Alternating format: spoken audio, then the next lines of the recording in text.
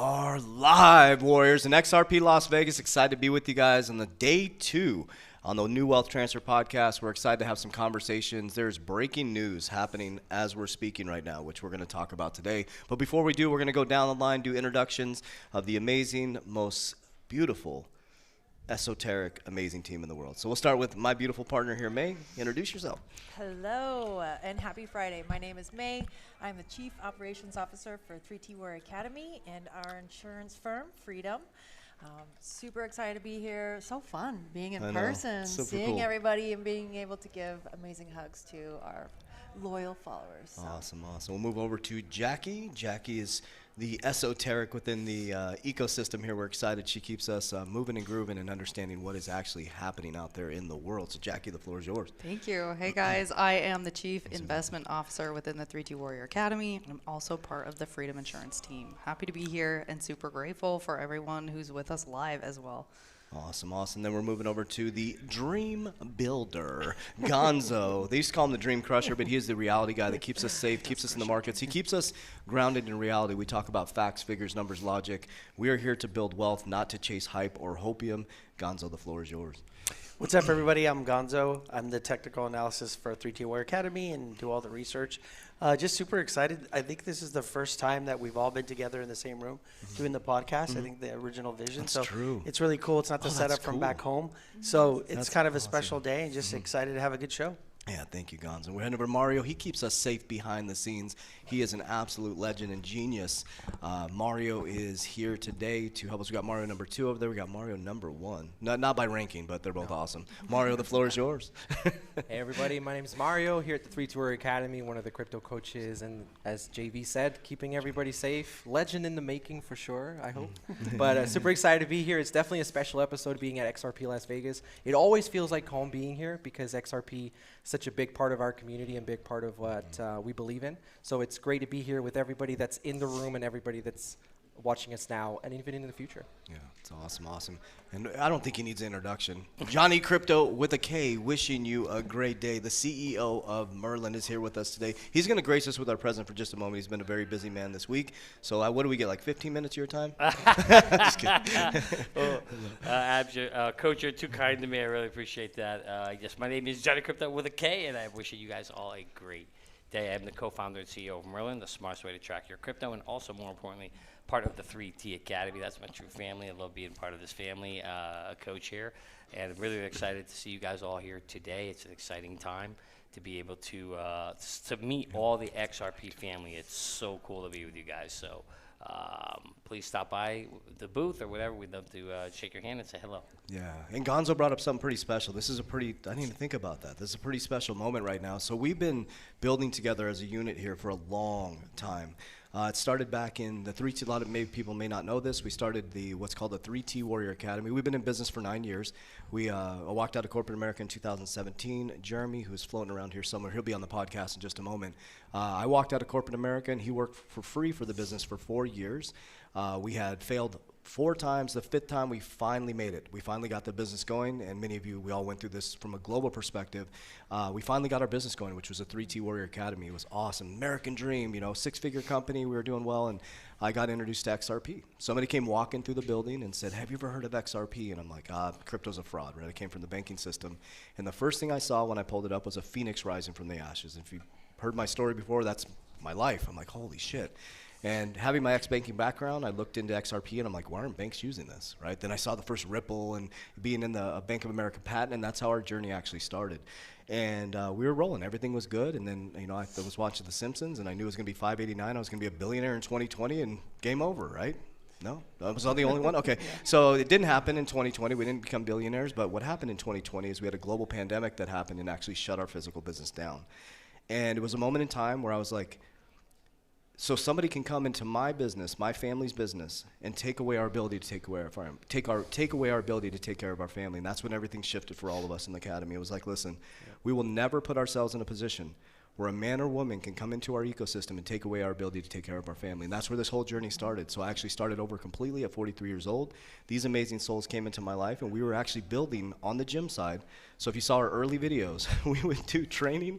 We would run into the office. We would do our videos. I would do sales for the gym, and we go back and forth, and we start, Jackie would start researching, and she was going to be the head trainer, physical trainer at our gym. And we're sitting there, and she was an expert in crypto. We're like, you're the head crypto person. That's how this all started. So it was a group of people, like-minded individuals who came together, who had like goals, and we believed in XRP. And that's how this journey started. And now we've built 7 companies together. We built a multi-million-dollar ecosystem on the business side and multi-million-dollar investors. And this is our first time ever where we're all sitting in a room together doing the podcast. Well, the New Wealth Transfer podcast, this is how it started. So we have crazy conversations about macroeconomics. We're like, let's just talk about it live online with everybody. And that's what this is. There's no agenda to our podcast. We come on board, and like we all have our screens up where there's breaking news happening right now. And so let's start it with the breaking news, what you just saw, Jackie. Well, man, this can go pretty deep. So one of the things that we were just talking about that I was just showing Coach JV earlier before we had started was Spirit Airlines had actually just gone down. And one of the things connected to that was they could not get funding from government bonds. So if you guys have been following us on this podcast, this actually goes out to a more macro perspective, right? Where we have been talking a lot about private credit, and we have also been talking a lot about, going into kind of a recessionary period, just from a economic standpoint where America is at. Because of not only the private credit market, but also because of geopolitics with the Strait of Hormuz being that choke point. Mm-hmm. And so all of this, guys, is connected to oil. And so, right, when we talk about, and you look through history and patterning, everything is a war for resources. And so when there are certain chokeholds or things like that, or barricades around resources, you will start to see countries team up or shift partnerships or go and invade in other countries. So we're seeing that on a global scale. But not only, those things have a ripple effect, right? And then they start to land actually on top of the people within the countries. And so this is just our team's main priority, is for our people, for people who follow us, support us, listen to us. We're not going to sugarcoat things. We really just want to create awareness so that we can help everyone create a plan around what's happening. And so when you look at things from a macro perspective of geopolitics or economics, and you start to be able to see kind of the writing on the wall, then that'll help you be able to position yourself for yourself and your family better. I think, we'll it's a good, we'll dive into that. So think about that, Spirit Airlines. So going back to what she just talked about, the bonds, right? So I think we can all agree, raise your hands if you think our economy is going through a big change right now, right? We also got the announcement yesterday, so the U.S. debt now exceeds 100% of GDP for the first time since World War II. So what happens during world wars? So the economies change. Anybody study Ray Dalio's Changing World Order? So if you haven't, please study it in nauseam. He studies 500 years back, the rise and fall of superpowers. We're in number 17, 18, and I think there's 19, which is high debt, printing of money, civil war, and revolution, right? So now you're seeing the separation between the left and right. Inside MAGA, people are starting to separate. But what people need to understand is anytime there's a massive financial change, we go into absolute chaos. It's like a caterpillar becoming a butterfly, right? If you cut the caterpillar out of the cocoon, it stops the process. We're about to go through this very violent, ugly process to transition into the brave new world, and it all has to do with resources, right? So every single time, after World War II, we had Bretton Woods, the IMF, the BIS, who became the world's reserve currency. And so it's really important for people to pay attention to cycles and what actually happens. And everything that's happening is nothing new under the sun. So with the Spirit Airlines, what we're starting to see too, like with the private credit markets. So what are the main things we're looking at? The private credit markets, the bond market, right? Oil is a really important thing. And I'll just say this and we'll get the whole conspiracy conversation going. But the one thing that I was thinking about, and this is just my opinion, YouTube or whoever's watching this, the powers to be. But in the pandemic, we all got shut down globally, right? So would you agree or disagree that they could come in and probably have us all put masks on and do that again? Mm-hmm. No. No. They're not. Nobody's gonna comply with that. But if you shut a strait down that controls all of the supply chain around the world, you could take down a whole system.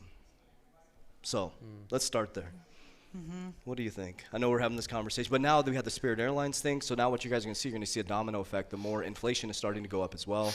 Interest rates are staying stagnant. That's because of the Straits of Hormuz. So, yeah. Yeah, well, here's the danger, Coach. So when you think about oil, I don't know if people realize that every single consumer good that you buy, every single one gets transported on a truck or on a boat, and guess what they run on?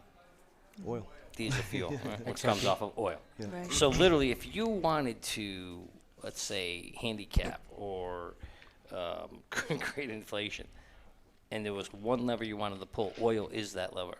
That is the single most powerful way to destroy an economy, right? And so obviously, until we see this whole issue get resolved, what's going to typically happen is CEOs will typically, they'll bite the bullet for about a quarter. They don't want to raise prices at the shelf, because when you go up, it's really, really hard to go down, right? And they know it hurts them. So they'll usually bite the bullet for about a quarter, maybe two, and if they don't think that's going to come to an end, then they're going to start raising prices. And then you're really going to see inflation happening. And once they go up, like I said, most times you don't see prices come back down. Yeah. And we also saw a lot of people don't realize in 2024 that the petrodollar ended. The official petrodollar ended. Now you're seeing, was it the UAE stepped out from OPEC, right? So you're starting to see this detachment from the petrodollar, which was what made America the world's reserve currency. And so, and I always share with people too, people are like, is the dollar going to collapse? There's this big narrative. It's not going to collapse. There's a transition that is happening right now into a multipolar world, right? So I think for me, it just solidifies the theory that I've been talking about the last couple shows about how we're coming to the end of a business cycle. At the end of a business cycle, how do they usually end? I think 10 of the last 11 had ended in some type of recession. Like Johnny just said, we think inflation is going to come roaring back. And on top of that, if you get unemployment, you start to see all the news about all the layoffs that are coming. Spirit's now out of business. You got a lot of the tech companies laying people off. Inflation goes up, and it breaks the system, right? Because the Fed only has that one trick. And so you know, when we were doing GMC, we talked about like altcoin season, and I was obsessed after we got that wrong, because we all got it wrong. Like, what did I miss? Like, what did I not see? Why didn't we get the altcoin season? And it was really Ben Cowan that opened my eyes to this, the whole theory of coming to the end of a business cycle. And it just simply put, what happens at the end of a business cycle is you get riskier assets that bleed into risk assets, right? Less risky assets. And what did we see as the cycle progressed? You saw altcoins bleed into Bitcoin, right? Altcoins are technically a lot more riskier further down the risk curve. Regardless, I understand utility and fundamentals and all that stuff, but what we saw were altcoins bleed into Bitcoin, right? We then, when you compare like the S&P 500, the S&P 500 did very, very well. A lot of the Max 7 did very well. So you saw Bitcoin bleed into the S&P 500. And then even though the S&P 500 did extremely well, we just made a new all-time high. The NASDAQ made a new all-time high after that, like 10% correction. If you look at it compared to gold, the S&P 500 has been bleeding to gold since 2022. I think it's down about like 50%. So for me, it kind of just clarified why we didn't get the altcoin season and kind of what's coming, right? And for all of us that are here, it's nothing to be scared about. It's going to be a great investing opportunity because everything's going to come down. And for the people that are prepared, that is when you build wealth. So speaking of prepared, what is the end goal of all of this, right? And what can we do to capitalize and protect? So I think that's the big thing that we should all be focused on. Like, we know there's a change. That change, C19, COVID, that 2020, there was a goal to that, and we saw it eventually. And so whatever we're going through now, there's also a goal for it. And so we should also prepare accordingly. That's where you set your target, right? It's like, and I think what we've worked to do through our channel is to really dispel the hype and hopium, because it's a dream it's a self-fulfilling prophecy, right? You're chasing price prediction, you're chasing hype. You have to look at facts, figures, numbers, logic. Like, what is actually happening in the world right now, right? We all probably could agree that we thought inflation was going to be super low right now. We thought interest rates were going to be down, and then all of a sudden all this happened, right? So there could be three different things happening. There could be 3D chess happening, which probably half of the room believes there's some 3D chess happening, and then in 2 months there's going to be a rabbit pulled out of the hat and everything's going to be fixed. We're going to go in the golden era.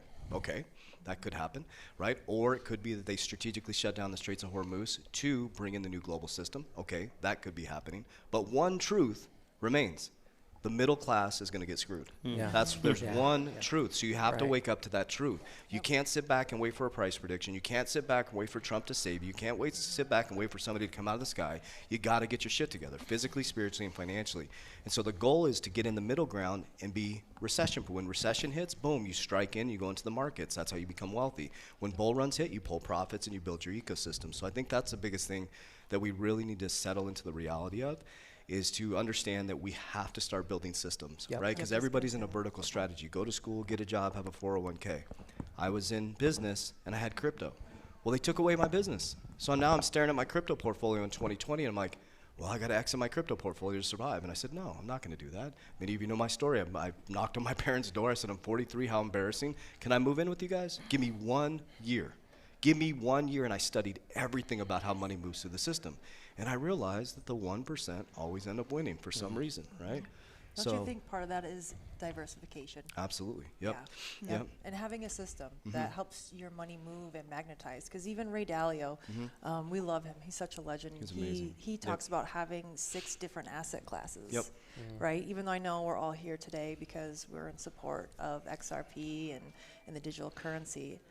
I think something, though, that a lot of us have been guilty of is thinking that it's your savior, that's going to, that one explosion, or once this hits, then I can retire, then I'll have enough money, then, you know what I mean? And so we've seen a lot of people postpone their life, postpone creating a plan or implementing a plan because they're waiting on the one thing, right? And they have such this expectation that it's going to hit these high numbers. Well, I mean, I don't know, our team does such a good job. I feel like, Jackie, I'll pass it off to you about creating realistic expectation, right? Because it seems like every bull cycle, there's more maturity in the market, right? Yep. Yes, and I feel like that's our open head. We constantly read each other's minds in that perspective. But you said something very powerful about people just having the vertical strategy and relating that really well to the audience here. I can't tell you guys how many people, over these past 2 days that we've been here, I've asked the question, okay, because everyone comes with the scenario, when XRP goes, then I ask, then what? Then what? What's your plan after that, right?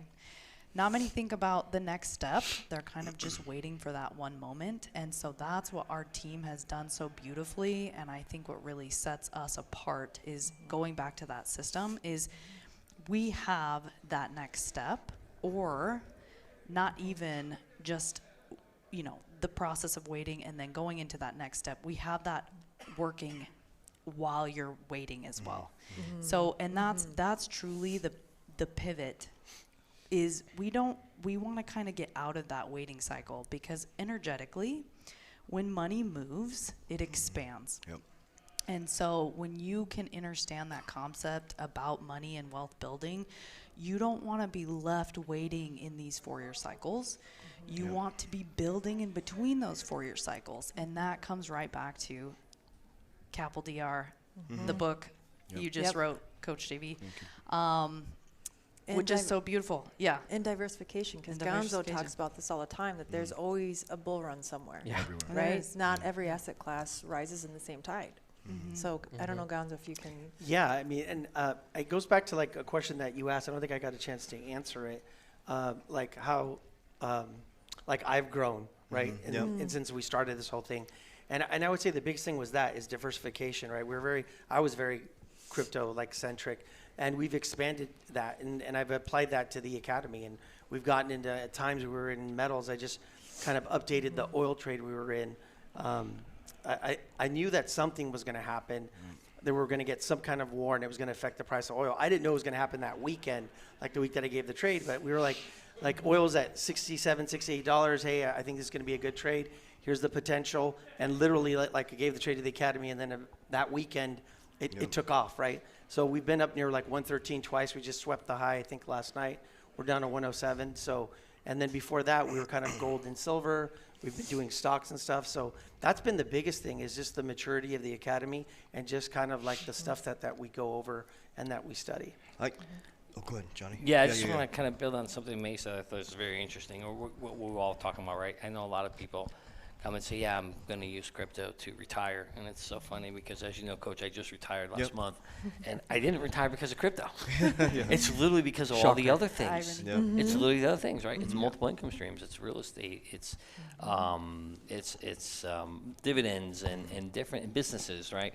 So I think what's important for people to understand is if you want to retire early and you're counting on crypto, that's not putting all your eggs in one basket is not the right approach. The approach is to build yourself a stable base of income streams that you can rely on long term, and that's obviously what we try to do here at 3T Academy, and Capital DR is just a perfect way to get started in doing that. It's a beautiful system there, and it's one of the income streams. But diversification, May, is really absolutely, you nailed it on the head. Diversification is the key, and the more that you can diversify yourself into other assets, Yep. the better chance you have of retiring early and also setting yourself up for stable long-term income. You don't want to be relying on just one single asset class, because if that thing crashes, and they will, Yep. I promise you, there's always will. ups and downs in every single asset class. But by diversifying yourself is really, really, truly the best way to do it if you want to retire early. And can I ask a question to the audience too? Because we always teach that you want to have at least 3 to 5 streams of income for retirement, which means you should be building that now. Yep. Yes. So I don't want to put you on the spot, but I am. Raise the hands. How many people have at least 3 streams? Nice. Way to go. That's pretty Good. good. Good. That's How many? good. Raise the hands. How many only have 1? Don't be embarrassed. Don't be embarrassed if you have a yeah. shot. Yep. Nobody It's all works? good. So nobody Yeah. works. Nobody works in this room? All Well, right, and I'm guess doing what? good. Guess what? I'm impressed. It's all multimillionaires. All Yeah, right. yeah. All right, that's pretty good. It's a good group, man. Who chose these? No. And you guys were talking about the inflation of transportation. I started a transportation company in 442. Yep. I left my 9 to 5. Yep. I was a project manager for an electrical unit for 10 years. And I started a transport company because I was familiar with the space. Yep. And I watched, I just recently scaled my trucking business Yep. for the first time. Yep. Because I need to take advantage of this market right now while transportation freight rates are through the roof. Yep. And the customers, so to speak, are bearing the burden of cost. That's exactly I right. bared the burden of cost in the bear market Yep. the first year I started up. Yep. Because Yep. the rates were trash and fuel was starting to rise from $3 a gallon diesel, $3.20, $3.40, $3.50, as the rates to move these commodities were going down. Yep. But we have to remember that you can't, transportation is like a gold mine if you know how to operate within that ecosystem. Right. Because, plane, train, truck, or boat. He said it himself. That you can't move an excavator on a plane, but you got to move it on a truck. And so, I'm now starting to think about leveraging my crypto assets to continue to scale, right? To reinvest into my business so that I can create more, generate more capital to reinvest back into crypto, because I watch a lot of your stuff Yeah. talking about this, creating this ecosystem, Yep. your own ecosystem Yep. Yep. to build, to Yep. live, and then to pass down. The ultimate goal for me is to pass Family. down these skills and Yep. all these principles and practices into my grandkids and my great-grandkids. Yep. To create that waterfall. Yeah. Because nobody knows how to do that. Yeah. They don't teach that. I always tell people like this is the way we use Love leverage. it. So leverage should only exist. Now the banks don't want me to tell you this, but leverage should only exist when you have cash flow, appreciating assets, and protection, and then you leverage. Okay, you only leverage. Now when it comes to crypto, I'd highly recommend no leverage right now until crypto becomes less volatile, right? And if you're going to leverage from crypto, go really low leverage and have a shitload of money on the sidelines to right size it, right? So I'll give you an example. So we love to practice what we preach. We don't preach anything that we don't do ourselves. So May, Jeremy, and I bought an insurance firm last year, and we're like, oh, market is bullish. Bitcoin is pumping. So we took our Bitcoin, we leveraged our Bitcoin, but we only did 25% leverage off our Bitcoin. We went and bought our insurance firm, right? Yeah, LTV, yep. So we put it on a DeFi exchange. So they gave me 70% of the 25. So we had plenty of room, right? No shit. Next day, Trump announces sweeping tariffs and the market collapses. Of course. We're like, shit. Every time. Every time. Every So we're time. like, shit. It was our last, but we had plenty of liquidity, right? So we right-sized the liquidity. But it's like, that's what happens, and that's what happened on 10/10/2025. So everybody was telling you it's going to go to $1,000. XRP is going to $1,000. We had people coming to us, should I leverage my home? Should I get into 0%? And we're like, no, no, no. So what they were doing is, and just to explain, some people may be new to crypto, is they were taking leverage on their XRP or leverage on their Bitcoin or leverage on their assets, and they were going to buy more trying to catch this big pump that was supposedly coming. And then all it takes, and I'm doing the research on this, and I have not found the exact data yet. This is what we do, we research. But there's always one date that all of a sudden everything collapses. They don't give you a warning. There's not like a tornado signal. It's like, boom, Trump does a tweet at 3 p.m., right? It was, I think, was it President's Day or there was a holiday on Monday. I can't remember which holiday it was. Labor Day? Labor Day, one of them. I don't remember. So the markets were closed for 3 days. So what was the only open market? Bitcoin. Yep. It gets liquidated first, right? He does a tweet at 3 p.m. The whole market collapses. Trump family wakes up. Next Tuesday, way wealthier in cryptocurrency, right? So you got to be very, very careful with leverage. Go ahead. Can I tell that story? Yeah. Okay. Which one? so- Which one? Which one? I'm like, last night? Last night? Shit. That story. That Okay, is so- private, girl. That's so funny, babe. No, this just came to my mind, and I told this story at the Freedom Conference, but this was the last bull run, and we had a warrior reach out, and he had done a leverage on his home. Yes. But he did, I mean, the absolute most, you know, Yeah. and it was like $750,000. And then guess what happened? It was the crypto project that he went into was actually a Ponzi scheme. And he did not just lose all of that crypto, but he ended up having to sell his home. He lost his wife because she didn't trust his leadership anymore.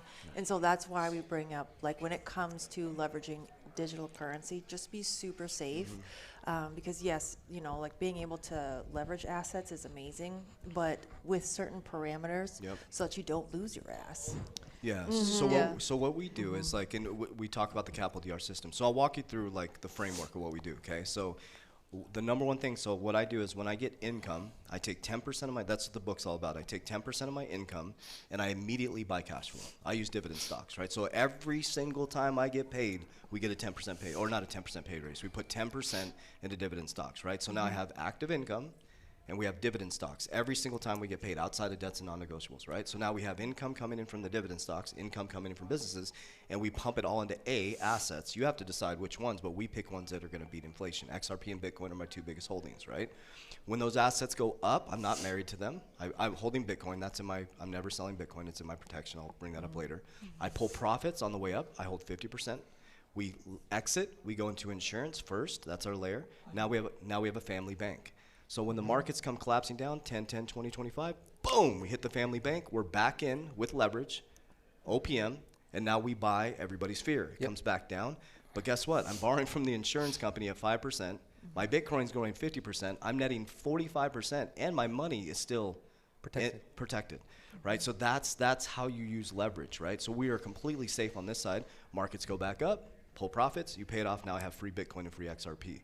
So it's about moving through because what we use as retirement is what the elites use to trade, right? The creator of the 401k is quoted saying, I made Wall Street wealthier. That's crazy. The person who created the 401k is quoted saying, I made a product that made Wall Street wealthier. And so I think we're just here to help people think differently about stuff and open up our minds because this is not our grandparents' and our parents' economy. Right. So imagine your retirement's in a 401k from 2006 to 2008. You worked your whole life for 30 years, and at a one date, boom, your whole 401k is gone. That's when I went into banking. I was sitting there in 2007 to 2008. I was a brand new banker. I'm literally watching grown men in tears come in and turn in their keys to their homes. Have their whole legacy is wiped out. Leaving their cars in the parking lot of the bank, returning their cars, and I was a new banker. I'm like, what is going on? I was just learning about economics, and I'm like, what is going on? I saw people's lives get destroyed, families get destroyed, but guess who got wealthier? BlackRock. They packaged up the debt, and they sold it to us as equity. They go to G, they package up the debt. They're like, here you guys go, this is your retirement. Now this is happening again with the private credit markets guys. Because what happened is they went hard on lending. They're like, hey, listen, we're going to shut down lending. So a whole new group came out because interest rates are really low. That's what Japan's all about. You could go borrow in Japan. Jackie May and I could start a business, and we could go to Japan, borrow at 0%. We could come with a bunch of capital, and we could lend to businesses that can't get lending in the normal banks, and that's called private credit. So that market's been getting bigger and bigger and bigger and bigger. Now, well, guess what? Interest rates shot up in 2022, and they're not going down.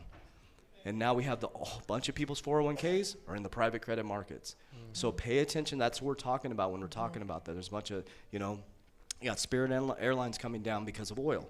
That's a big part of it, right? You're going to see a lot of small businesses start to collapse because of private credit. That's where the crack comes. That will be the next collapse, I believe. There's something very interesting about that as well. Like when you match up the timelines, and you always say this and talk about, right, when we detached from the gold standard, what year was that? 1971. 1971. I just watched a very interesting podcast with Robert Kiyosaki. Maybe you guys have seen it as well. But in 1974, they came out with ERISA. ERISA is employee retirement funds. So this is very relatable to a lot of us, right? You have a 401k that sits until you're 59 and a half. Where do you think that money sits? Right. So that's exactly what we're saying is what we use as retirement, they use to trade. So when they get in trouble or they need fast liquidity, if it's in markets that are volatile, it's just right for the picking.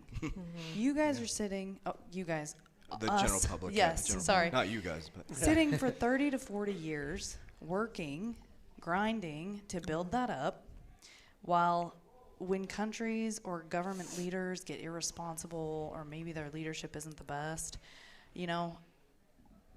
that's just ripe for them to pass a bill or to access right there.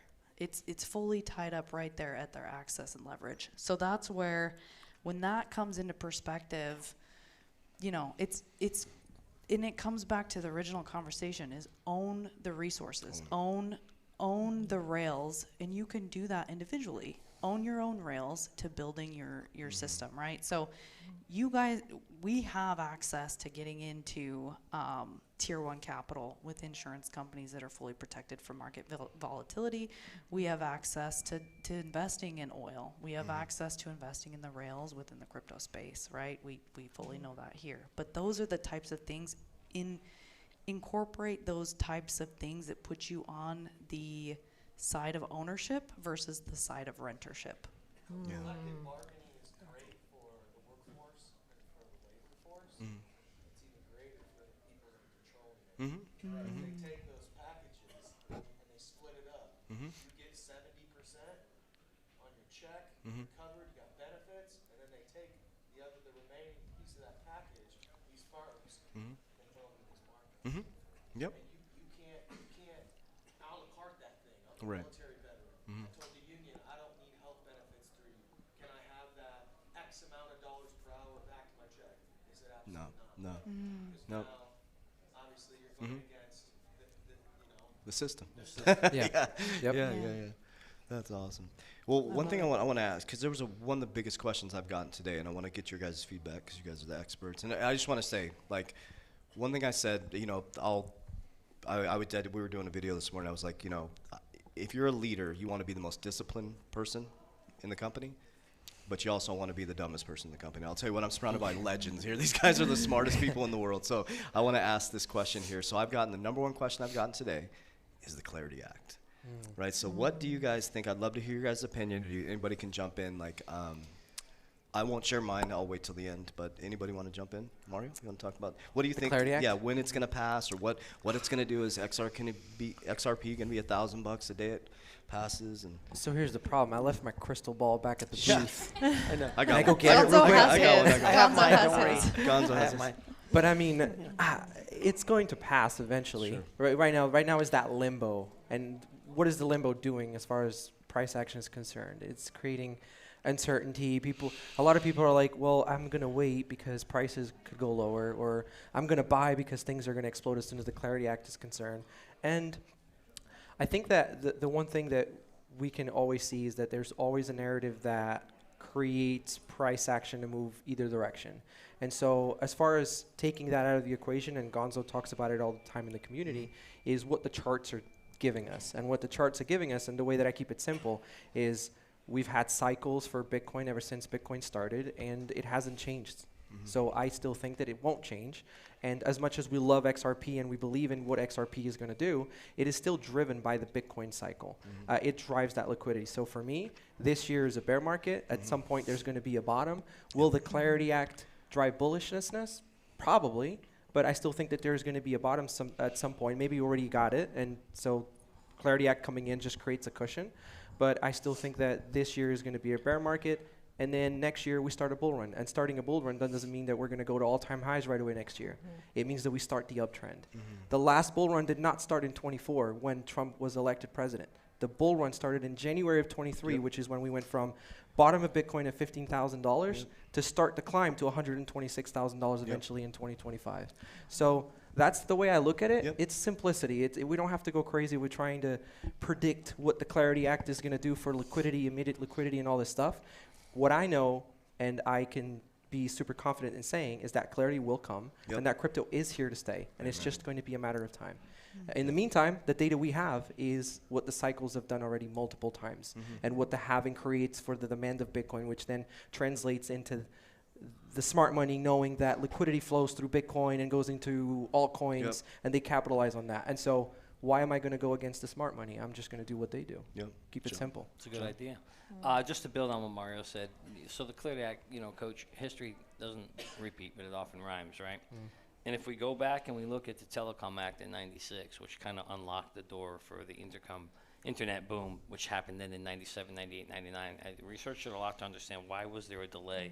There was a lag before the money came into the space. So I think a lot of people think that as soon as we get the Clarity Act, that if we get the Clarity Act today, we're going to get money coming in tomorrow. I hate to burst your bubble, but and listen, I could be wrong. I don't have a crystal ball either, but I don't think that's going to happen. I'll let you borrow mine. Thank you. Yeah, if you can go get the crystal ball, let me know. But so here's what's going to happen. Here's you have to understand the process and how it works. Is first of all, the biggest companies in the world who have all the money that want to invest in this space also have something called fiduciary responsibility, which means they can't just go wildly put money into something that's uncertain and unclear, right? So here's what happens. We get the Clarity Act whenever we get it, and who knows? Hopefully we'll get it in the next 2 months if Trump's, seriously going to push hard for it. So when we get that Clarity Act, then the very first thing that happens is that doesn't set the rules. The bill is the bill, and it says, hey, this is legal to do this. But now the agencies like the SEC and the CTFC, they need to go and then take that bill and then interpret the bill, and then they write the rules of how the industry actually operates, okay? And that could take anywhere from 6 to 9 months to a year. So once they get that done, now that's out there, right? So now the rules of the road are written. Okay, now every single corporation needs to take that bill or take those rules, and then they need to interpret it. And they're going to go get their attorneys to go, hey, tell me what this 600-page thing is all about. And then they're going to take 3 to 6 months to go figure out what it means. And once they understand that, then usually the money starts to flow in. So for me, it would not surprise me if we get the Clarity Act, I'm just making this up, in May, and we don't see money coming in 6 to 9 months or a year from now. So there you go. Which lines up Right in perfectly, line. literally perfectly with Right in that's line. why I think 2027 will be a bullish year. So this is the question I want to ask, and it's an open-ended question. Is so if you run a bank and now you have Clarity, right? So you're Clarity. So Jeremy and I came from the banking system. And, we learned how to run banks. And so Jeremy and I got the Clarity now. We're like, okay, now we can run banks, and we have to go articulate to our customers why we fudded them out of something we're going to ask them to get into now. We're like, hey, Mrs. Jones, we told you Bitcoin's a fraud at $1,700, but now we're going to ask you to go, can you buy as much as possible now? So they have to articulate that to their customers. But would you rather buy Bitcoin at $180,000, or would you rather buy it at $40,000? Would you rather buy XRP at $2, or would you rather buy it at 60 cents? What price would you want to buy it at? Is that a Is that trick a question? trick question? No, It sounds like a trick question. No, it's logic, right? So it's Yeah. like if you're a bank, you're going to try to get this as low as possible if they're really coming in. So that gives us the opportunity, once in a lifetime opportunity, a one last shot, I believe, to get these prices. I really believe this is so you should we look at bear markets as green. We're like, yes. I am hoping and praying, and now I'm going to get just slaughtered here at the XRP last week. I hope XRP goes to 60 cents. Yeah. I tell May all the time, I'm going to start stripping in the evenings, man. We're going to start making some Momo. I'm going to shave my back. I'm going to be out there hitting the streets, man. We're going to make some See money. him a lot more here in Vegas. Yeah. I'll be in Vegas. What is it, Thunder Down Under? So I lost some people on that one. Come on, guys. That's our own team leaving. Come on. No, I'm kidding, but I'm not. Since we're almost going to go to a break, I just wanted to get a few questions. Yeah, please. I have one quick question. Yep. So what if the Clarity, so Brad yesterday said, Yep. the XRP Army, we have Clarity. Awesome. XRP Yep. has Clarity, right? Yep. The judge ruled that. Yep. Now, what if the Clarity Act didn't pass? dropped a list of 16 coins that are commodities. So I'm a little confused there because XRP went through this battle, spent all this money. Most companies would have folded with Yep. 300 million or whatever the number is on lawyer fees. And then out of nowhere, they dropped this 16 list commodity, like all these coins. So Yeah. is there a chance it doesn't pass? And this list is the clarity and so- these like, You want to take it? like, what's that all about? I don't. I think it's I'll say it, an impossibility that it doesn't pass coming from the banking system because crypto's here to stay. Banks need clarity. They have to have clarity. It's the new system. So I think it's an impossibility that it doesn't pass. I think I'll pass it over to you guys to answer that more specifically, but they won't let it pass until the banking cartel can profit from this Right. properly. That's what's happening here. The banking cartel is sitting there going, hey, listen, you guys can act like there's this big battle between crypto, and it's the banking cartel saying, hey, listen, we want to profit off this. We're going to get our piece. It's like the mob. We want our piece, man. Like once we get our piece, once you come in and pay, hey, restaurant, you're going to pay us to operate in this ecosystem. It's the system is a system is a system. It's always been the same. I thought I was running off into decentralization, off into the sunset. I was going to be this hippie guy running around with no shoes on, shrooms on my horse, riding around. Yeah, I'll be super rich. I'm going to be doing that, but maybe I'll be underneath Within reason. Within reason, yeah. She keeps me grounded. Thank God she's here. But my point behind that is I think this is not a bad thing. I think we all believed we were running off in this decentralized system, and they were building the system, right? And then now we're all caught in this net. But we are the 0.11% of the population that's awake to this. The rest of the population is going to wake up and be operating in it. Right, so I don't know if that even answered the question, but anybody? The one Go thing I after would Johnny. comment on that is, when I worked in the industry and I tried to go to companies and try to sell them things that were single sourced, companies aren't interested. And so I think what's going to happen here is while Brad and XRP has clarity, the rest of the industry doesn't. Right. And yes, Right. you've got a CFTC Yep. and you've got a CSCC that right now is pro-crypto. That's only because we have a pro-crypto administration. And until that gets locked and written into law and paper, again, remember that thing I said earlier about fiduciary responsibility? Yeah. Those companies are still not not gonna going to risk it. invest in something that only one company has regulatory clarity and no rules are written. In fact, think about it. If you're right now sitting there as a company and you're seeing that you got a pro-crypto administration, the House, the Senate, the CTFC, the SEC, and you still can't get this thing passed, you think they're going to put money into this space just because one company has clarity? I don't think so. Now, will they put some? Yes. Will they test some? Will they do prototypes? Of course, they'll do all that kind of stuff. But will we see the big kind of money that we're talking about that we want to see come in, like an internet boom? I don't think that can happen until we get the clarity. Yeah, there's too much risk. much and risk, Your too number much one risk. job as a bank. So when we were in banking, our number one job was risk mitigation. That is your number one job as a banker, right? Is risk mitigation and robbing your customers. Next. Didn't That was you like that? that was under the table. My question is for everybody on the panel. Does anybody know about the supply shock that's going on with the exchange? They're saying there's only like 8 billion coins left on the exchange. It's like 5 billion. Not the coins in Ripple's escrow that they release each month. They're saying it's floating on the exchange until it's like people don't own it, it's not encumbered. So they're saying that could create a supply shock in prices. Anybody? Everybody looks at Gonzo. I mean, I haven't tracked that, but I don't Is there anything new under the sun? I don't think it changes anything, Right. right? Like Yeah. that goes into that same idea that all of a sudden XRP or some other project is going to do something extraordinary and surpass like Bitcoin. And I just don't see, like Mario was saying, right? And to go to your kind of question, I've talked to a few people out there at the Merlin booth, like, because everyone's always Clarity Act pass, Clarity Act pass. And like, again, the dream crusher, I'm like, well, what happens when people ask me, well, how does Bitcoin go below 60K? How does it end up at, below 40? How does XRP end up below $1? Well, the Clarity Act doesn't pass, right? And it becomes a total mess of confusion and all this uncertainty that over the next few months, right? And we thought we were going to get a top because of the time element in Q4 of last year, and that's how it played out, right? And so now that bottom should come in around Q4 of this year, probably like October. And so if you don't get clarity, that's probably the reason that people are going to use on why we melted down sub $1 for XRP, why Solana goes down to like 40, 50 bucks, and Bitcoin maybe goes sub 40K. Then we get to the end of the year, depending on how the elections go, maybe if they keep control, they finally get it passed, that starts your next bull run, which we already kind of expected. Like we said, it's going to be next year. Or maybe they don't keep control, but eventually, like Coach JV was saying, the banks are now kind of in it and they allow it to now pass, and then now we start running, right?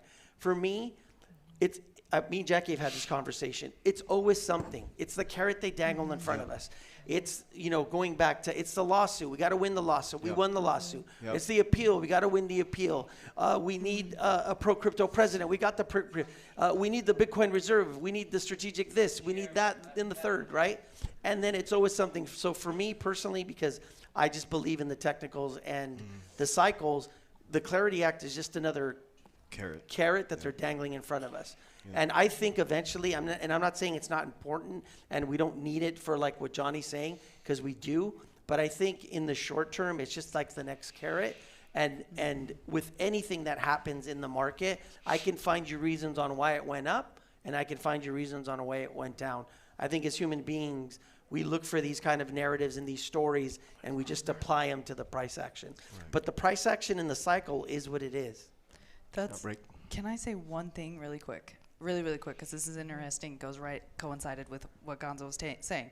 So what some of the biggest moments for crypto history, right? And this is recognizing patterning and how it plays out actually in market cycles. One of the biggest things that we have all looked towards, right, was the SEC and Ripple case. Do you know when that ended? Was August 7th of 2025. That was almost a market top, right? Same thing, when was the first Bitcoin ETF? Was October of 2021, which was a market top.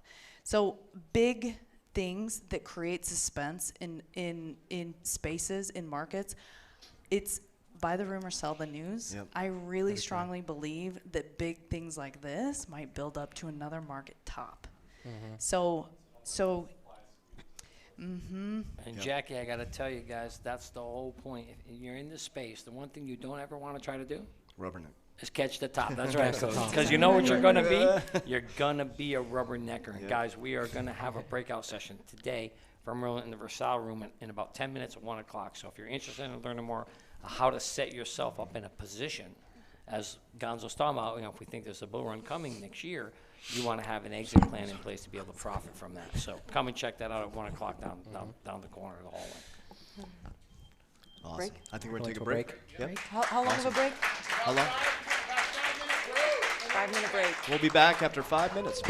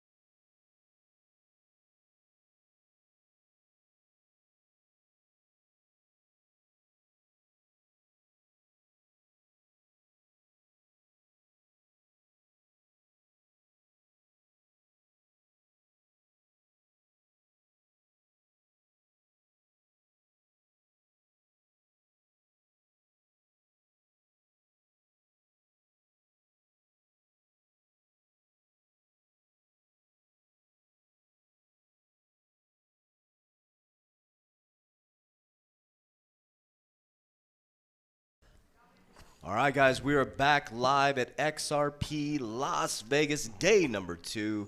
We're feeling good, looking good, and smelling good. We're ready to rock and roll on day 2. So we are, after our break here, we're going to be going into some questions. We're going to be going first to Christina in just a moment, but we are going to talk about the markets. I know Jeremy, welcome to the podcast. Thank you. Amazing. If you guys don't know Jeremy, he is the CFO. We call him the financial wizard. He's kept us profitable. And a fun fact is actually worked for free for 4 years before we ever hit our first 7-figure company. Before, he didn't take a salary until we hit our first 7-figure company. And that is commitment. That is patience. And it proves how patience always pays off. So he's one of my best friends at work. I used to always say he's my partner. And then I started to realize people thought we were together as a couple. And I said, hey, well, this is my partner. This is my business partner, just so you guys know. So, Jeremy, the floor is yours.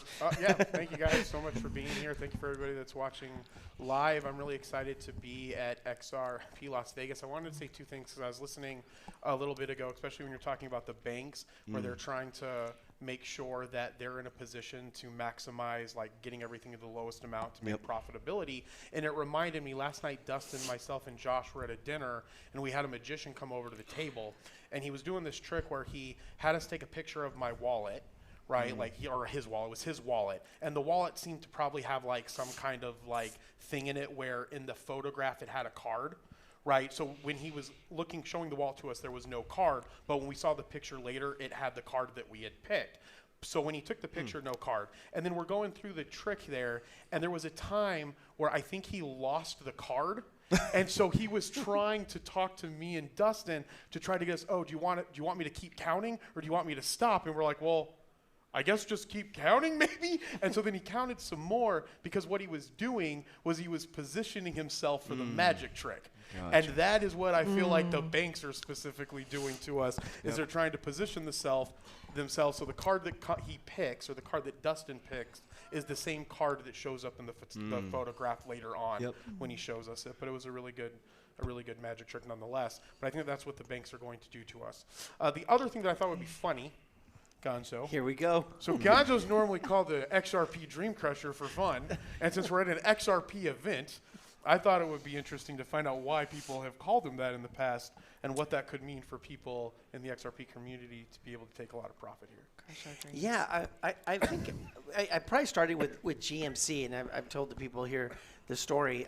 When we did the targets, and we helped JV, Jackie and I helped JV with the targets, we had that 270 target, and I had that 270 target for a very long time. There was also like some astrology related, some numerology, because it was back, one of the first people I learned technical analysis from was Waters Above. You guys know who Waters Above is.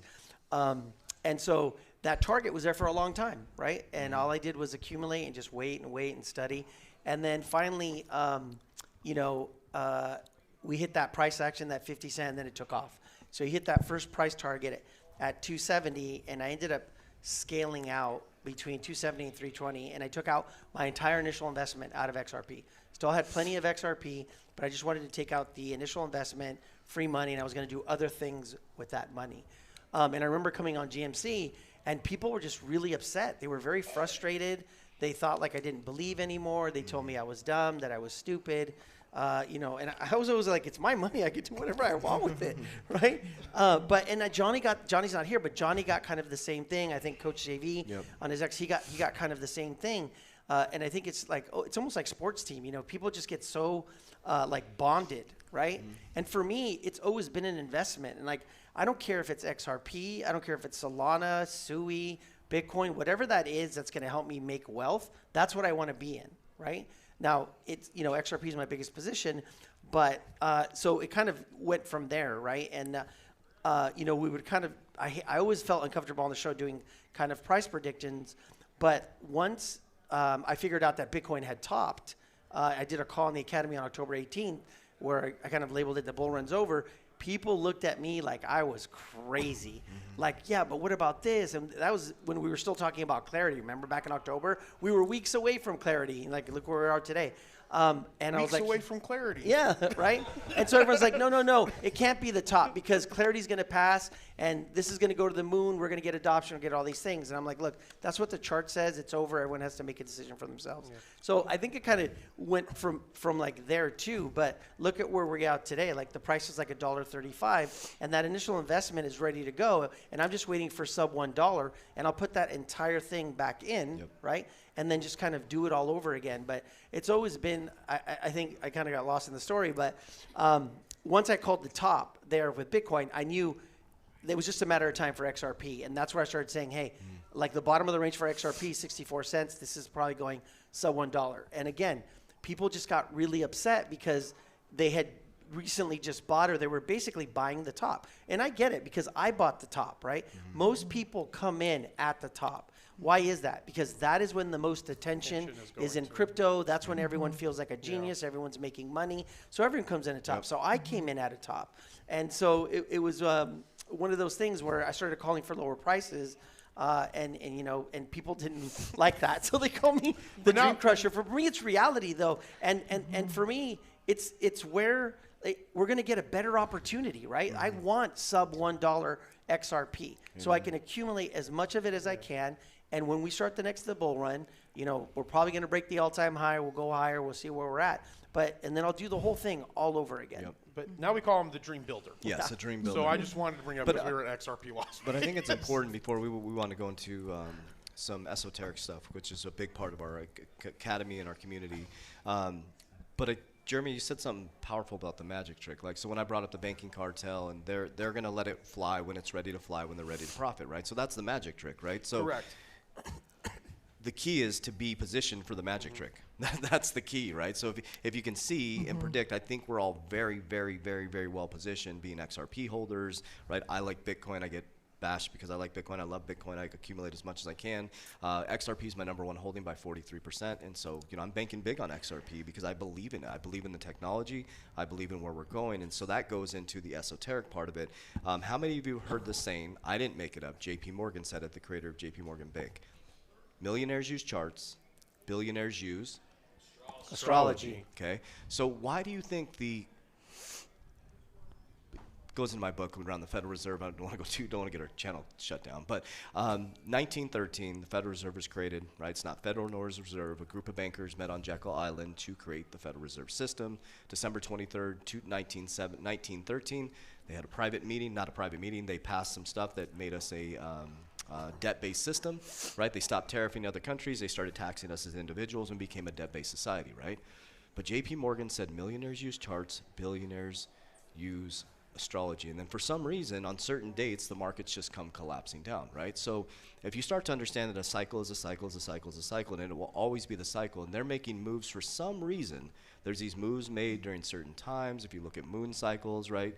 Markets go on new moons, they go up, right? Full moons, they go down. There's something bigger playing out there. And so we wanted to go into the esoteric part of it and talk about that because they are using different mathematics than we are, right? So as we go through this process, and now that we have these social media platforms, we can share these types of things. But what happens is every time we talk about this stuff, first of all, I believe in God and I follow Jesus Christ. How did they find Jesus? Stars. Where'd they find him? Anybody know where he found him?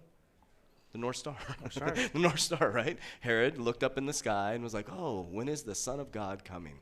Based on the North Star, right? 3 wise men were looking for Jesus Christ. They couldn't find Jesus. So their camels were thirsty. They took him to the water. They went down to drink some water, and they saw the North Star. What do you see when you look into water? Your reflection, right?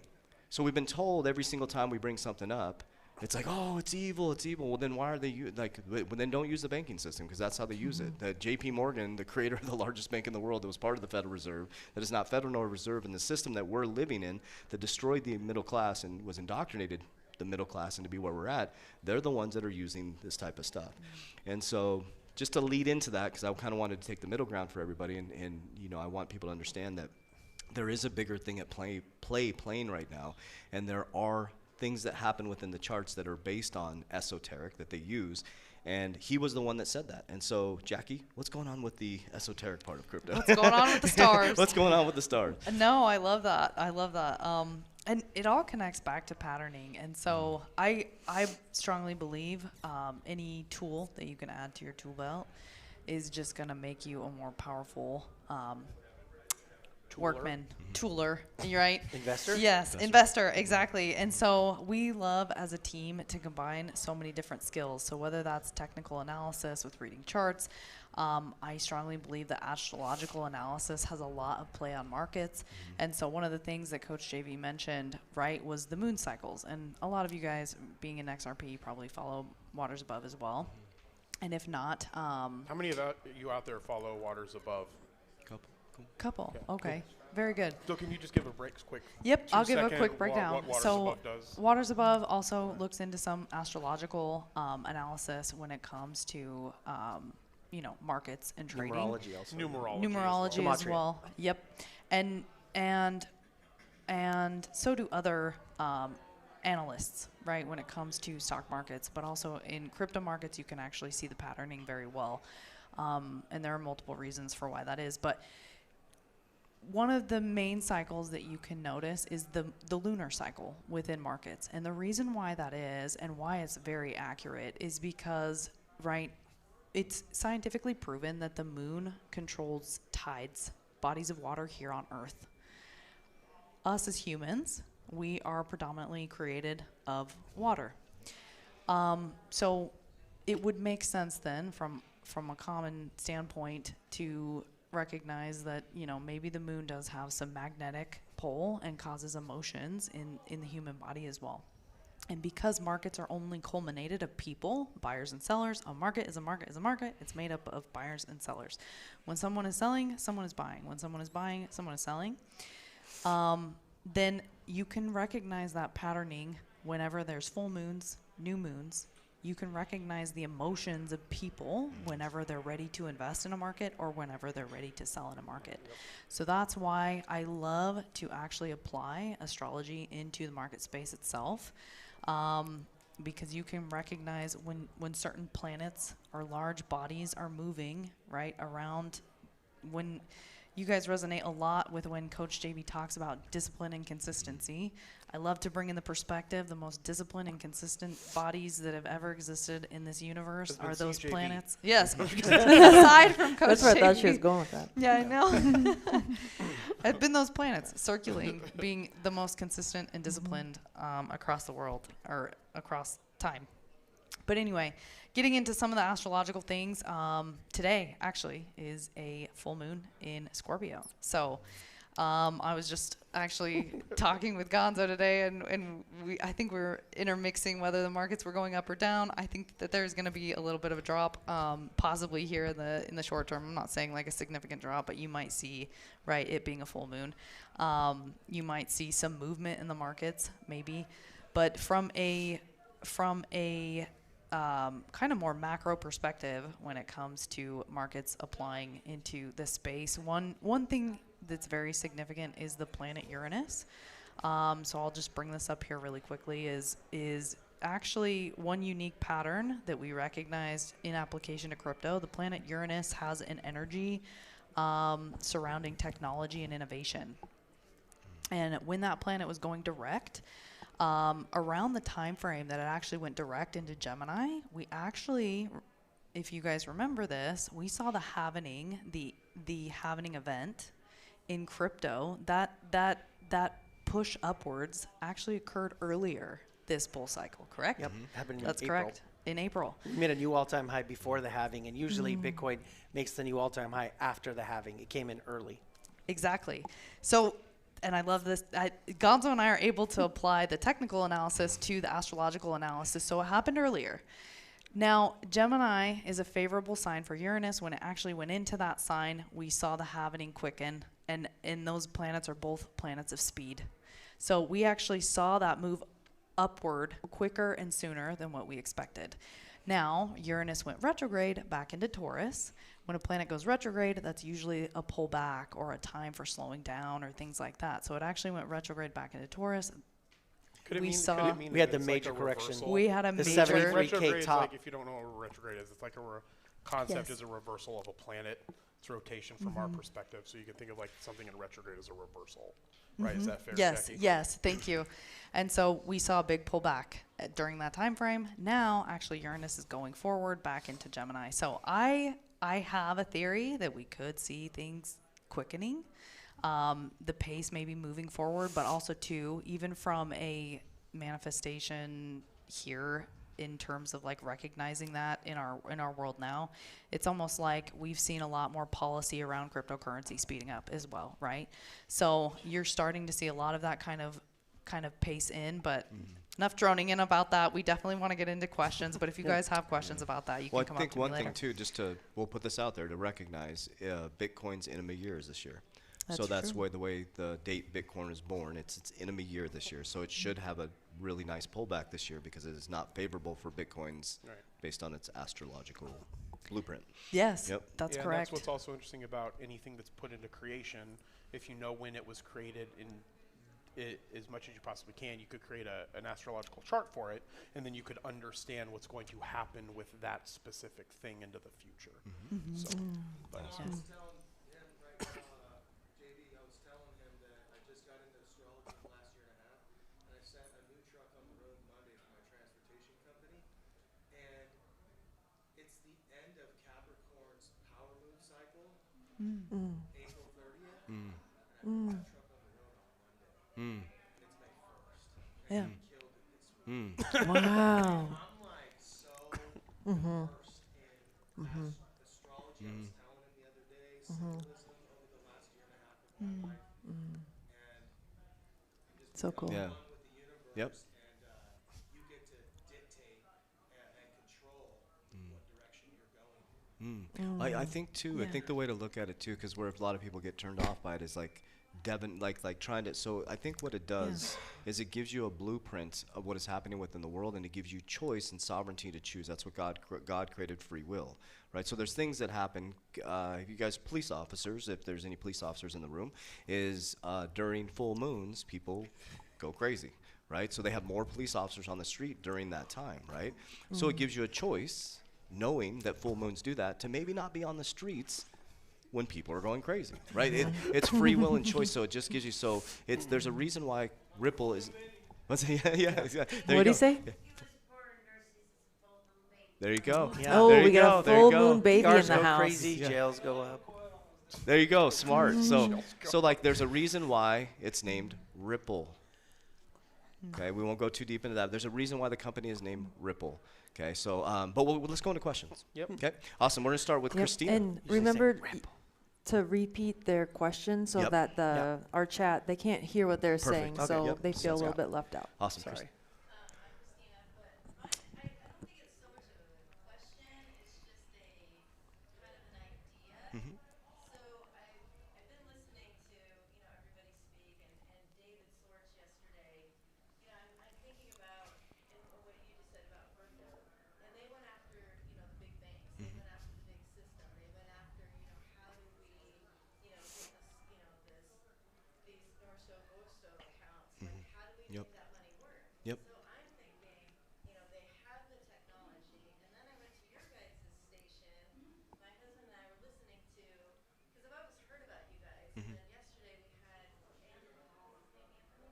gentleman helping you out.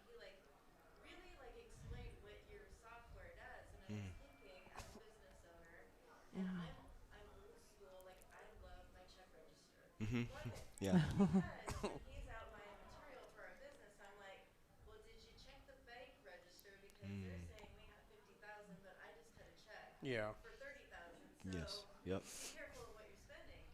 So I'm thinking about the technology that XRP has and the way that it's going to be able to track money. Yep. And I'm like, well, what about, and then you guys, you can see all of your accounts in one screen. So I'm like, what about a digital check registry that actually functions in real time Yep. for people? Kind of back it back a little bit. Yep. You know what I mean? So that then you get. 'Cause that's what digital. David Yeah. was saying was Yep. that we need adoption. We need Yes. functionality. Yep. I need that function. Yep. I could use a digital registry that Merlin. Yep. Boom, there's all my accounts. Yep. Boom, there's red real time. Boom, XRP is working. Everything's settled. Yep. Yes. That's Buy Yeah. So for the, yep. So that's kind of my thought, and it's just, I figured I'd just share it with you guys. Yeah, let's discuss that. Tell I'm going to them- repeat the question. yeah, Yeah. re- So basically, it's a thought question, which is an awesome question because I think we should go deep into that. Is that she was saying their business owners are still using like the register, and then for example, she has a register that says, hey, listen, we have $100,000. Husband's going out to buy $150,000 worth of equipment, and she's written a check that's out there in the quantum field waiting to be settled, right? So there's slow, clunky system. So she's saying, be careful as we spend because this check is waiting to clear. And when or what is coming in regards to why isn't there a system yet, and with the technology around immediate transactions, right? So, and I think that's what this solves. It's a beauty in regards to, 'cause Jeremy and I worked in the banking system, and well, everybody understands overdraft fees, right? So people, the advent of the debit card destroyed everything. I mean, because people just don't know what's going in. Most people don't do what you do, right? Very few people keep a check register, and that's what's coming. And also too, like pre-1907 is we used to labor and we got paid. Right? So why do you guys think they hold our paycheck for a week? They can invest the money. They can invest the money. They use the money. So the longer they can wait, the longer they can hold our money, the more they can use it, right? Say it again?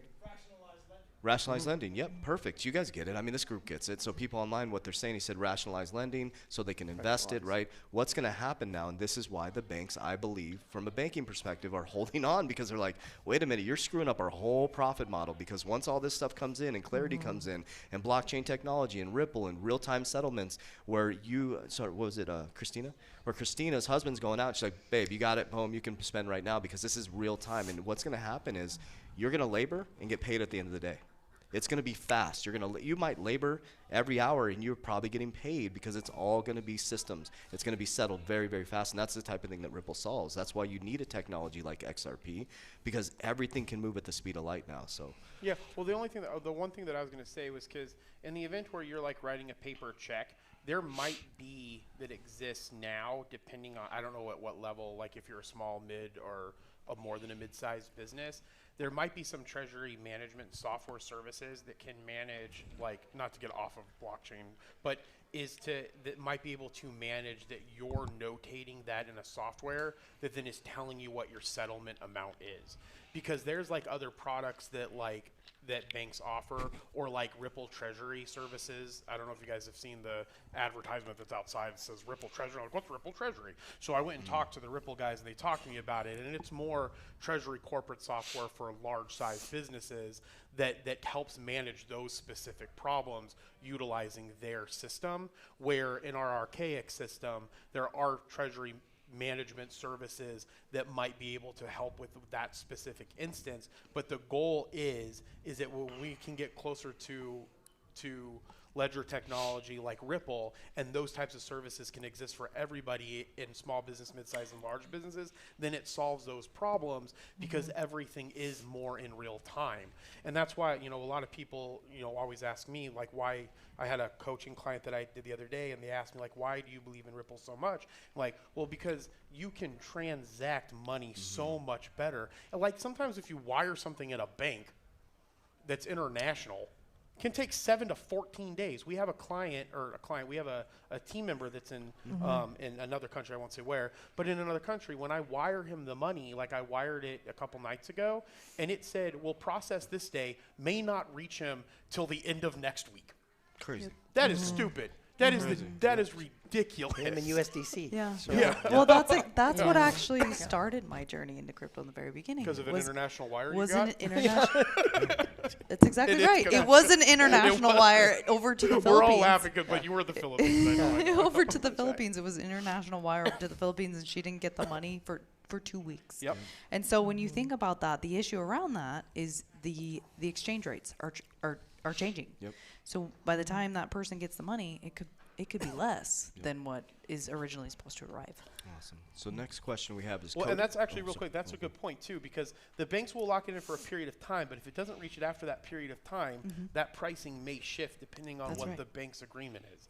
And so, like when people are anyways, we all know why Ripple's important. Go Yeah, ahead. well, no, that what goes I say, too. that goes into XRP too. We're going to Cody next, by the way. So that goes into XRP. Is somebody says, well, why would they use XRP? Because crypto's volatility. It's so fast, it mitigates the volatility, right? Yes. So you have more volatility using the SWIFT system than you do XRP, even based on cryptocurrency volatility, because everybody's like, well, crypto's too volatile. It moves so fast.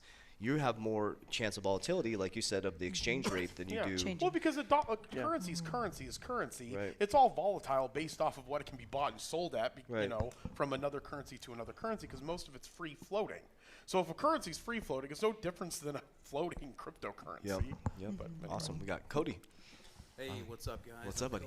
I'm Cody Harris. I'm the founder of the Flex Network. Awesome. We're the world's first decentralized multi-industry revenue network ecosystem built for blockchain. Awesome. Sounds like exactly what we're talking about. That's amazing. We've got some exciting things going on. That's but cool. Here's my question. I want to preface it with this. I've always believed that there's one truth about XRP that makes it completely unique, and it's not talked about nearly enough. And that one truth is what makes XRP the greatest asset ever created, in my opinion. So if most U.S. wars have been tied to currency and monetary policy, is it fair to say that if the universal bridge asset that is XRP, if it existed when we were fighting all these wars, would it possibly have prevented these wars? Ooh, that's a great. Wow. So, Getting deep in here. Okay. Yeah. So, all wars are wars of resources, and they're all banker wars, right? Monetary policy. Yeah. So. God, that's a really good question. That's Go. a very Yeah. great question because, Yep. man, this just hit me too. We Yep. just stop. That's Is a great because- question. Next yeah, question. well, That is so deep. We're going to the next one now. sorry, Cody. Get outside. No, I'm just kidding. But if Well, it's true, you know then- what's Go interesting ahead, about Jackie. that really, really quick though. Let me Dude. finish this thought because I'm gonna lose it. Is we're in almost a multipolar Yep. monetary world right now where the BRICS nations are backing themselves back to gold, and then you see other nations kind of moving forward on like a digital aspect, and it's still a question if they have their gold, right? That's the position we're in. And so you bringing up that question, I feel like there would be a counter question is they would have to agree on the utilization of that one world currency. And I think that's where the problem lies, is those countries agreeing on that. But go ahead. I do believe that it solves that counter question, though, right? Yeah. Oh, Because shoot, we're going to go back and the forth this here, is Cody. good. This is good. Yeah. The agreeance would be we get to use our own currencies, right? Yeah. See, this is where I like That this. it's Is a good built on. But conversation. that's On only it? Because- only if it stays completely if it stays completely off of a centralized system. Right. Once anything goes into the Centralized, centralized yep. system, Yep. that's where it becomes the problem. Yep. Because it's And- moving. Go And ahead. supposedly the XRP ledger is a public good, right? That's what Schwartz has put out for us. But I find it hard to believe that if that question, Yep. the answer to that is yes, if XRP would have mitigated every monetary policy war we've ever seen, how is this not the greatest technology ever created in the history of mankind? It truly is. I agree with you that it is the greatest technology created. Because I think because this is nothing new under the sun. Everything cycles, right? We used to be in bartering systems, right? And states had their own currencies, right? And we're heading back into, from an astrological level and a spiritual level, we're heading from so on February, if you guys ever hear me talk about 1988 to February 20, 2026, we're ending a 36-year cycle, moving from centralization to decentralization, from blind leadership to sovereignty in ourselves. So the cycle is coming back where we're coming back to the way, the truth, and life, and sovereignty in ourselves. They know that's coming. Based on they understand this is coming, so they know that us as the people are going to take power back of our money. We're going to take power back of our wealth, power back of our health. The FDA is changing. They flip the food pyramid. It's not just financial. They flip, and you're right, because now XRP brings something in where somebody in Zimbabwe can get access to Starlink on their phone now and can sell their baskets. Before, they had to have tourists come in and buy their baskets, and now they can be like, hey, I can put it on Amazon, right? Does that make sense? So they know that's coming, so they position themselves to own that system that's coming, right? And that's my thing. If XRP stays where it's a decentralized system where anybody can use it and build off of it and transact money, that then becomes the thing for the bartering, because if no one owns it, then no one can fight over it.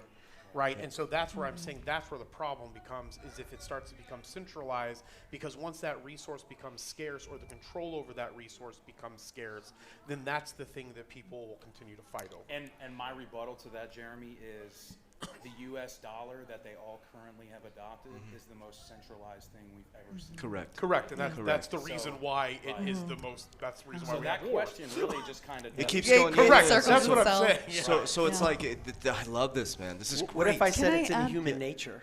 Yes. It's in our yes, nature it's to in our fight nature. wars. It's in So our. regardless But of, but that nature So you there have would have that been asset. something else, because in my Right. opinion, like, every war has narratives. Sure. But when you Yeah. really get into them, it's monetary policy, world reserve currency. Look at World War II and what happened after that. Right. Yeah. Yeah. That was obviously monetary policy. But let me ask you a question. Where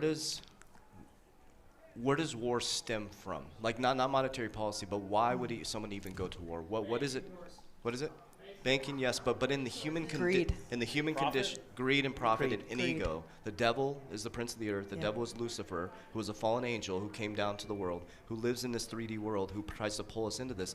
So I believe we're going to go into this new brave world. It's going to be multipolar. Everybody's going to have access to the system, and then someone will destroy that system based on their ego, right? So I think we could all be right. I think you're onto something, man. I think he's right. Yeah, I yeah, don't yeah. know how. I don't know how. I just think. Like I think you're right in that. I just don't know how. It would He's pointing at me. It's my turn. created. No, I'm Go- just kidding. Go ahead, Jackie. Yeah, go. Sorry. Can I just jump in really quick because I have to align this to the stuff, astrology. dude. I love, Cody, that you said Yeah. that this is that big revolutionary technology, and I believe it So too. And because of that, is from an astrological lens, is Pluto just moved into Aquarius, and Pluto is the planet, the most outer planet that shifts like eras from a thematic standpoint, where we came out of Capricorn, which was an industrial, laborious, focused on steel and like machinery and that work era, where it just shifted into a new sign, which is Aquarian, which is represented by the water bearer. So when Coach JV said ripple, right, the water bearer pours water. Think of that in relation to XRP and Ripple, and we are going into a whole new system of monetary policy. And so I think I definitely see that connection there. Yeah. Simpsons. Sure.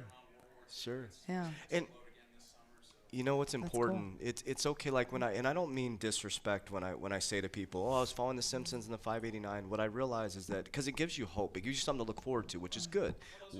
Those are the fun things, and there's Yeah. nothing wrong with that because we all want something to look forward to. We all want, like, when someone gets engaged and they go to a wedding, you're looking forward to the wedding, or you have a grand. You want to have things to look forward to, but throughout that process, we want to build that eco. So I want to go. God, that was such a good question. That was That was a awesome, fun man. conversation. Yeah, That was a fun we're gonna go to in person, then we're gonna go online real quick. So let's go online first, then we'll go to Luis. Will be next. Okay. Yeah, there's a question in the chat that says someone needs to ask them why is Ripple private stock worth almost a couple $100, yet XRP is still shit priced. Great. Cool. Well, because you're talking They're about different. you're talking about Two evaluation of a different company versus a utility of a technology, right? So like Exactly. you're talking.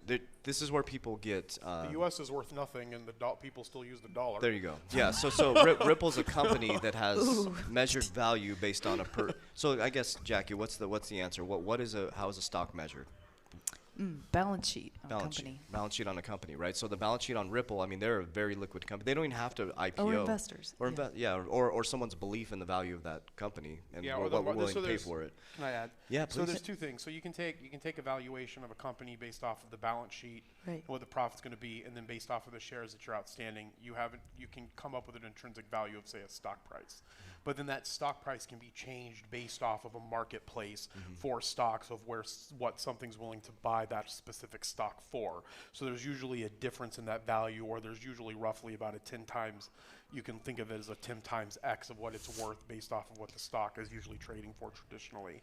And so that's the one thing. So that's the difference, is that XRP is based off of the value of what people are going to trade for it, and Ripple stock is based off of the value of what the company's actually growing and creating. Yep. Well, that's actually a really good point. Really, really quick is value is different from price. Remember that always. Always. Value is 100%. different from price. So price is what it's trading at currently. Value is what someone will eventually pay. Right. Go And ahead. how do you measure value of balance sheet? There's no balance sheet for XRP, right? It's based on utility, Correct. right? It's just based off So- of the use of the currency, just like So- how we trade regular foreign currencies. Right. And that was a great question, by the way, the person online, because yeah, we great need to understand these things so we don't make decisions based on that. So someone might sell their XRP because like, wait a minute, Ripple's at $100. Why would XRP be at $1? Right? It's just two different worlds that you're living in. So I'll go to Luis. Luis, awesome. How you guys doing now? My name is Luis. First off, I just want to thank you guys for everything you do. I love the show, man. Thank you guys you. are awesome. You guys rock. Love you, man. Love you. And I just wanted to go back to the lunar cycles as you touched about a little bit a while ago. And I wanted to ask her if how much of a pullback do you anticipate? Oh gosh. I don't think that I could Make ever. a prediction. Yeah, I don't. Prediction time, Jack. I don't think it's anything. Well, do you compare it to like the previous pullback, or No, or how they're do you more. gauge it? They're more like local. Like when we talk about the moon cycles, it's more Short- about local tops and Yeah. local bottoms. Very short Right. time frame Yeah. because yes, very short time frame. Yeah. Not I'm not saying it's going to mark a bottom. It's just short time frame, short term. Negative volatility, pretty much. Downside? Yes. Yeah, downside potential. But you could also think of it too, Jack. It would be and this is me asking you, like, could you think of it as a way like it's short term because it's a moon cycle, and moon cycles cycle. are shorter, Yep. right? So when Sorry. when there's a situation where the cycle is because Getting the too cycles are loud. shorter, then that's because me and Jackie are super loud. If We you get us are. in together and we I'm start Italian. yelling, it's really, really bad, and I'm just loud. But anyway, yeah. So it's because the cycles are shorter and moon cycles. Just pretty much wait and see. Yeah. Yeah, I think that's let's well, yeah, hope. not If it goes not up, wait- you not- guys are going to be like liar. Have cash on the sideline and continue to buy in. Keep cash on the sideline. Best year for liquidity. Yeah, I think the best thing instead of it's not wait and see, it's flow with the C, right? It's flow with it. So that's why we focus so heavily in our academy teaching cash flow. It's like cash flow is your lifeblood. Like you want to create cash flow. So cash flow builds wealth in bear markets, right? So what happens is everybody focuses on a single asset, whether it's XRP, Bitcoin, and they ride the cycles, right? So it's like, oh, okay, so when it's bullish, everybody's rich, and then when it's bearish, everybody's broke because they didn't pull profits. So what we do is we pull a little bit off. We're not exiting everything. I'm pulling some off the table. I'm building cash flow. So when the bear market hits, boom, I'm back in with my cash flow, right? So my dividend stocks, every single time I get paid, 70% goes into XRP, 10% goes into, 30% goes into Bitcoin. De-risked every single time. And so I'm just building the flywheel all the time. And then when markets come down, I just dollar cost average in. And so I think the biggest piece around that is be prepared for the bear markets through cash flow. So awesome. Any other questions? Do we have more questions? That's awesome. That's awesome, guys. Way to go. I got him right in at the top. Yeah. He bought my bag. He bought my bag. Yeah. Well, But they're like, this stock's not doing anything. I'm yeah. like, it's not a stock. It's not, yeah. We need to take you back to grade 1. Yeah. But I think that's important conversation. So Yeah.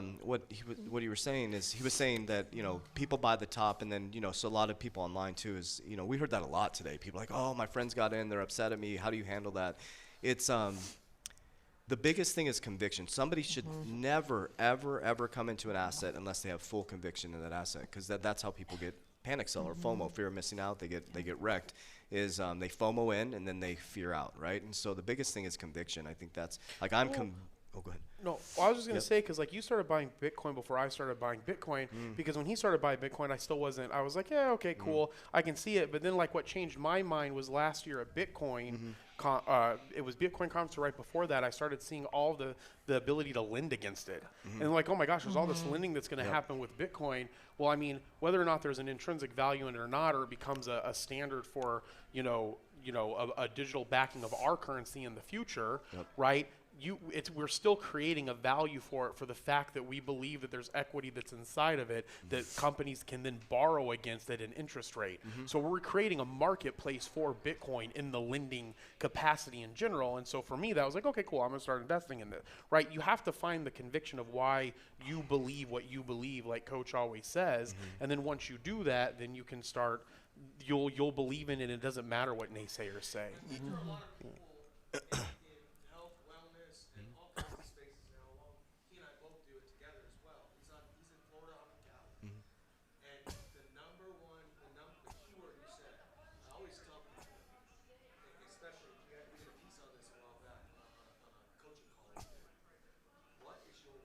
Yep. Why are you doing it? Yeah. Yep. Why are you buying this Yep. asset? Yep. Yeah. Why are you going to the gym? Yep. Why are you not going to the gym? Yep. But Yep. if you're Yeah. going to do something, Yep. there's got to be a good enough why for you to do it. So when I bought this asset, he told me about it. I didn't just open my wallet. I went, why am I going to do this? Yeah. And so I started to use AI, ChatGPT. You know, people tell me I'm not spending $20 a month on that. And I say, you're stepping over $1 to try to save a dime or whatever you do, Yeah. right? You know, you got to take a week off of work to do this course, but it's unpaid, so you can make $40,000 more per year. And we're like, That's a good way. That's a good one right there. I like that you one. can't check out of work for a week and miss that $1,000, but now you're passing up on And substantial value.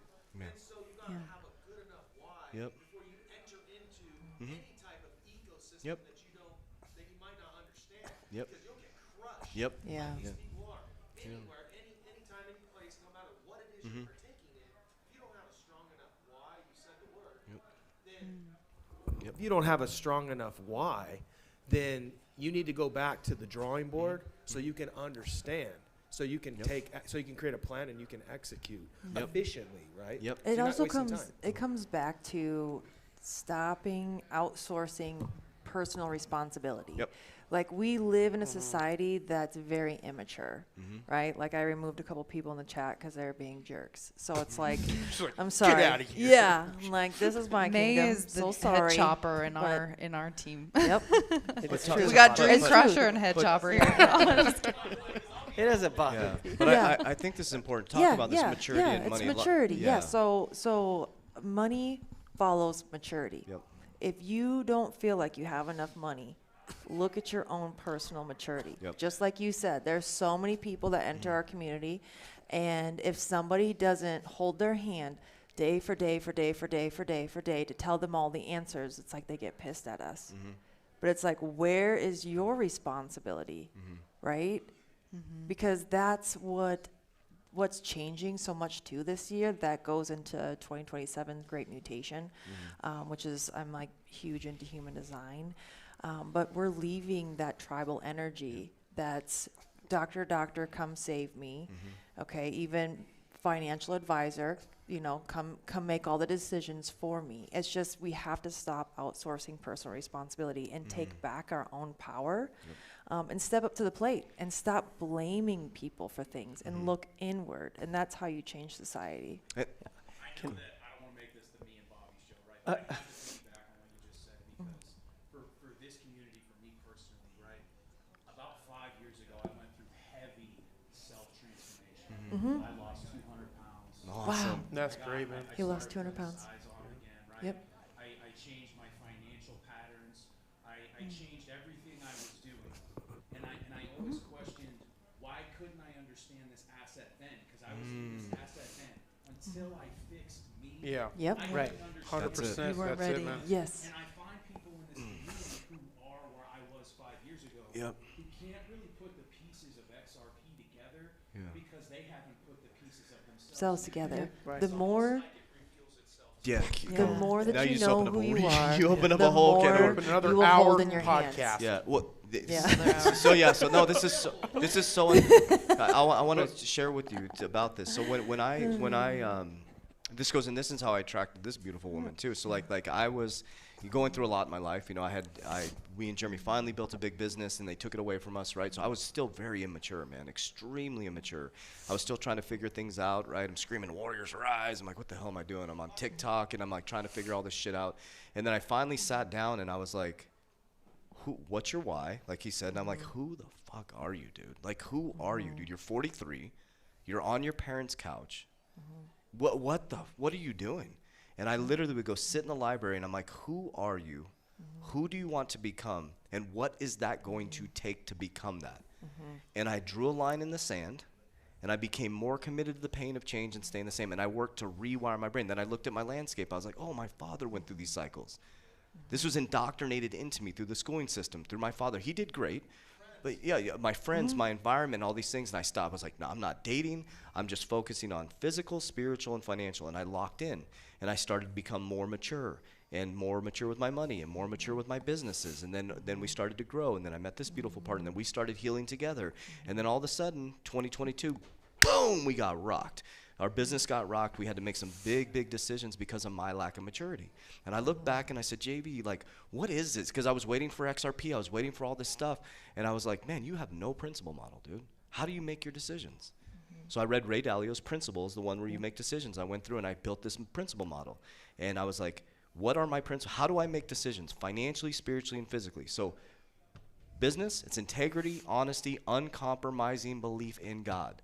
I believe in God. In our business, you can talk about God. We pray at meetings. We pray before meetings. We pray before dinner. If you don't believe in God, that's fine, but you're not going to tell me not to believe in God and talk about God in my business. And that is a boundary. Then I went to family, peace, freedom, and family structure, and I started making all decisions. And what happened is it made me very mature. I created a bunch of boundaries, right? We started growing together, and all of a sudden, money started flowing. And I was like, huh. And then I stopped losing fear of money because I knew that my decisions, if I followed those principles, if I followed those boundaries, and I stayed in alignment with God, and I walked with Jesus, that if I made all these decisions for our business that way, that I didn't have to worry about money. I didn't have to worry about those things. And then she started to teach me about maturity and money. We started to go through divine masculine, divine feminine, and that is why it's called currency. It's moving from immature to mature. So when you see people, oh, win this, or win that, or this. And so, and for men, I'm just saying this, and I'm just going to be straight with men. If you're going to your wife and you're saying, when XRP goes here, this is what we're going to do. She's looking at you going, why don't you fucking do it now? I'm being real with you. She's looking at you going, lead now. Yeah. I want you to be disciplined now. I want you to get your shit together now. Why can't we do this now? When this thing comes, we're going to do this. She's saying, lead. Do it now. Yeah. She wants to trust you. So when you become mature and you step up into that leadership, money starts to flow to that. That's how it actually, there is a form of that that a lot of people don't see. There's trust. There's trust, yes. And so, but the trust has to come here first. So when you build that in yourself, I finally trusted myself. I was like, no, I am a man. I'm going to be a good father. I'm going to be the first millionaire in my family.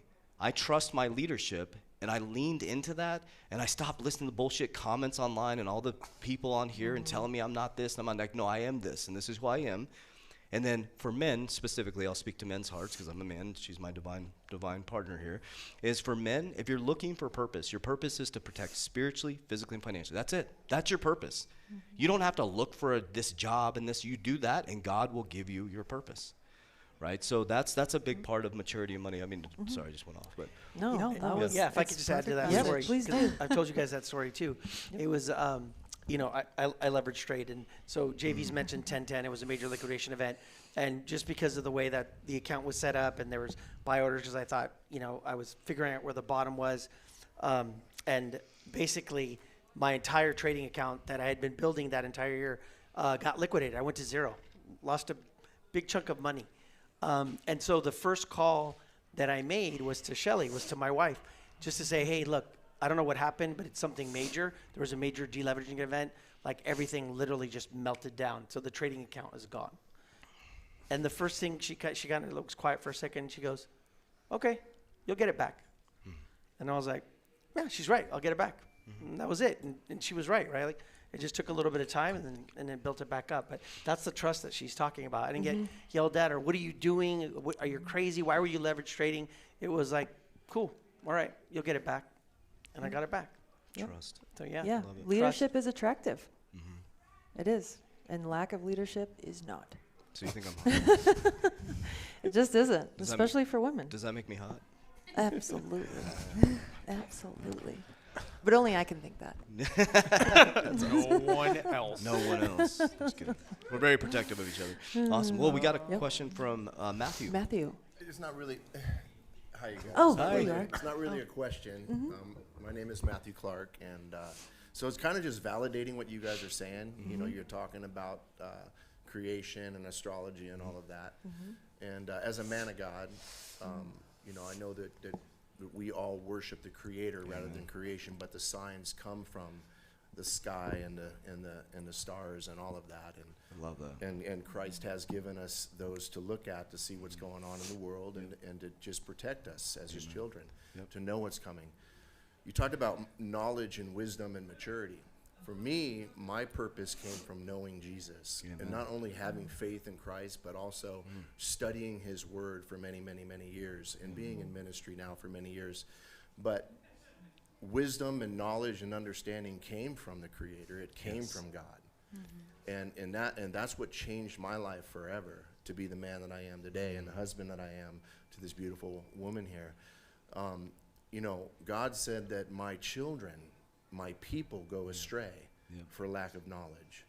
So when you really think about that, it's so true, because everything that's happening right now with this whole XRP and this whole one world currency and new order, world order that's going on, we're only capitalizing, guys, on what has already been written. Love that. And that's the reality of what's going on. So, and I get it, not financial advice and this and that, but when you know God, and you know His Word, and you study His Word, and you know what is coming, you know why the war is happening in Iran, you know why these are happening in Israel. All eyes will be on Israel in the end times, is what God said. And that everything that has been written thousands of years ago, we're watching happen before our eyes. So when we hear about an Antichrist coming into power, well, one day he will be over and in charge of the one world currency and the food source and everything. And so I'm just saying that as a brother, as a believer in Christ, to all my family that's here, capitalize on it, because God works all things out for the good for those who love Him and called to His purpose. So what the devil uses for evil, God will turn around and use it for good. Can I ask you a question, Matthew? Yeah. Okay, this is awesome. So, well, we've been to a lot of XRP events. We do conferences as well. Why do you think, and I'm sure all the people could agree with this, every single person I meet at XRP, not other conferences, has some sort of spiritual connection? Because God knows how to work in and through His people. That's awesome. And He does it by the Holy Spirit. So we're being led and directed. Even if there's some people in here that aren't believers, you're still being led and guided by the Holy Spirit. Amen.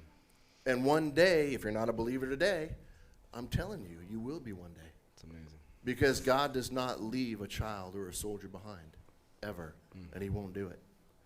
So there'll be a day that you might just have a visitation from the Lord by somebody, a pastor or somebody, and speaking into your life. And at that moment, your whole life can change in an instant. God is good. Yeah, all the time. Thank you, Matthew. That's awesome. So awesome.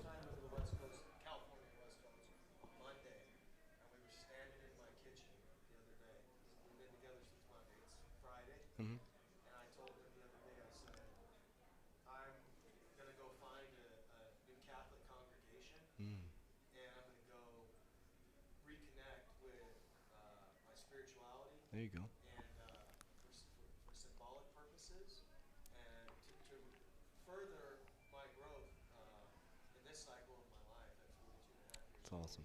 as a business owner, and a father, and a mentor, and a friend, and a business partner.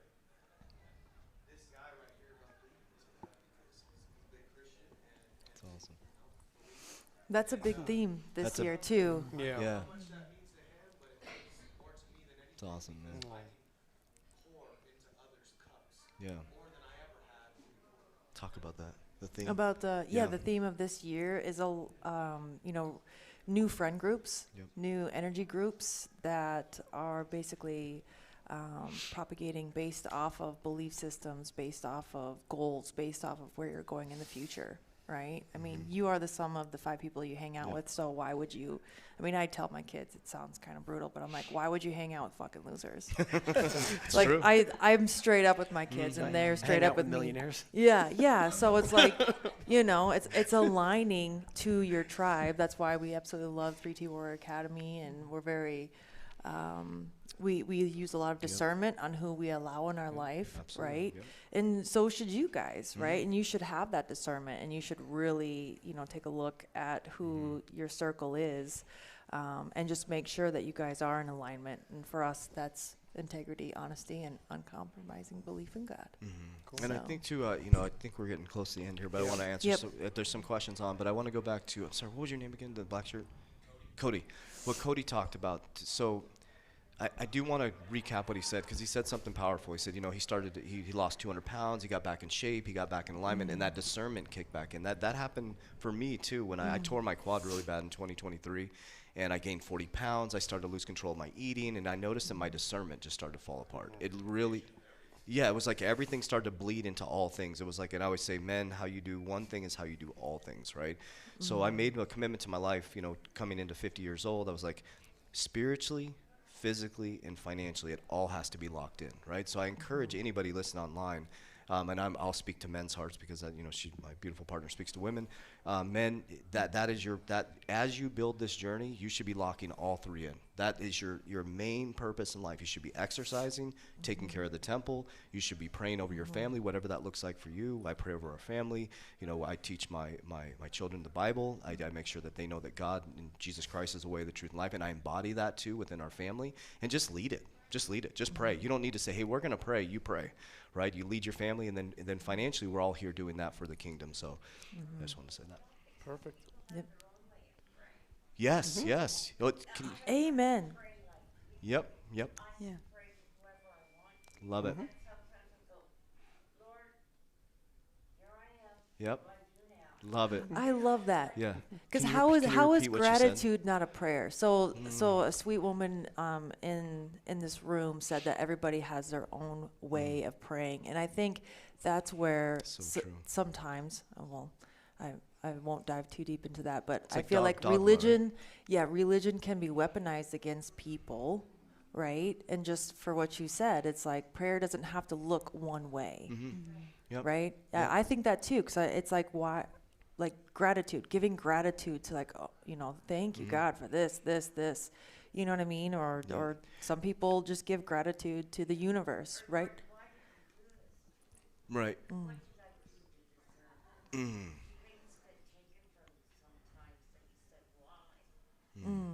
Yeah.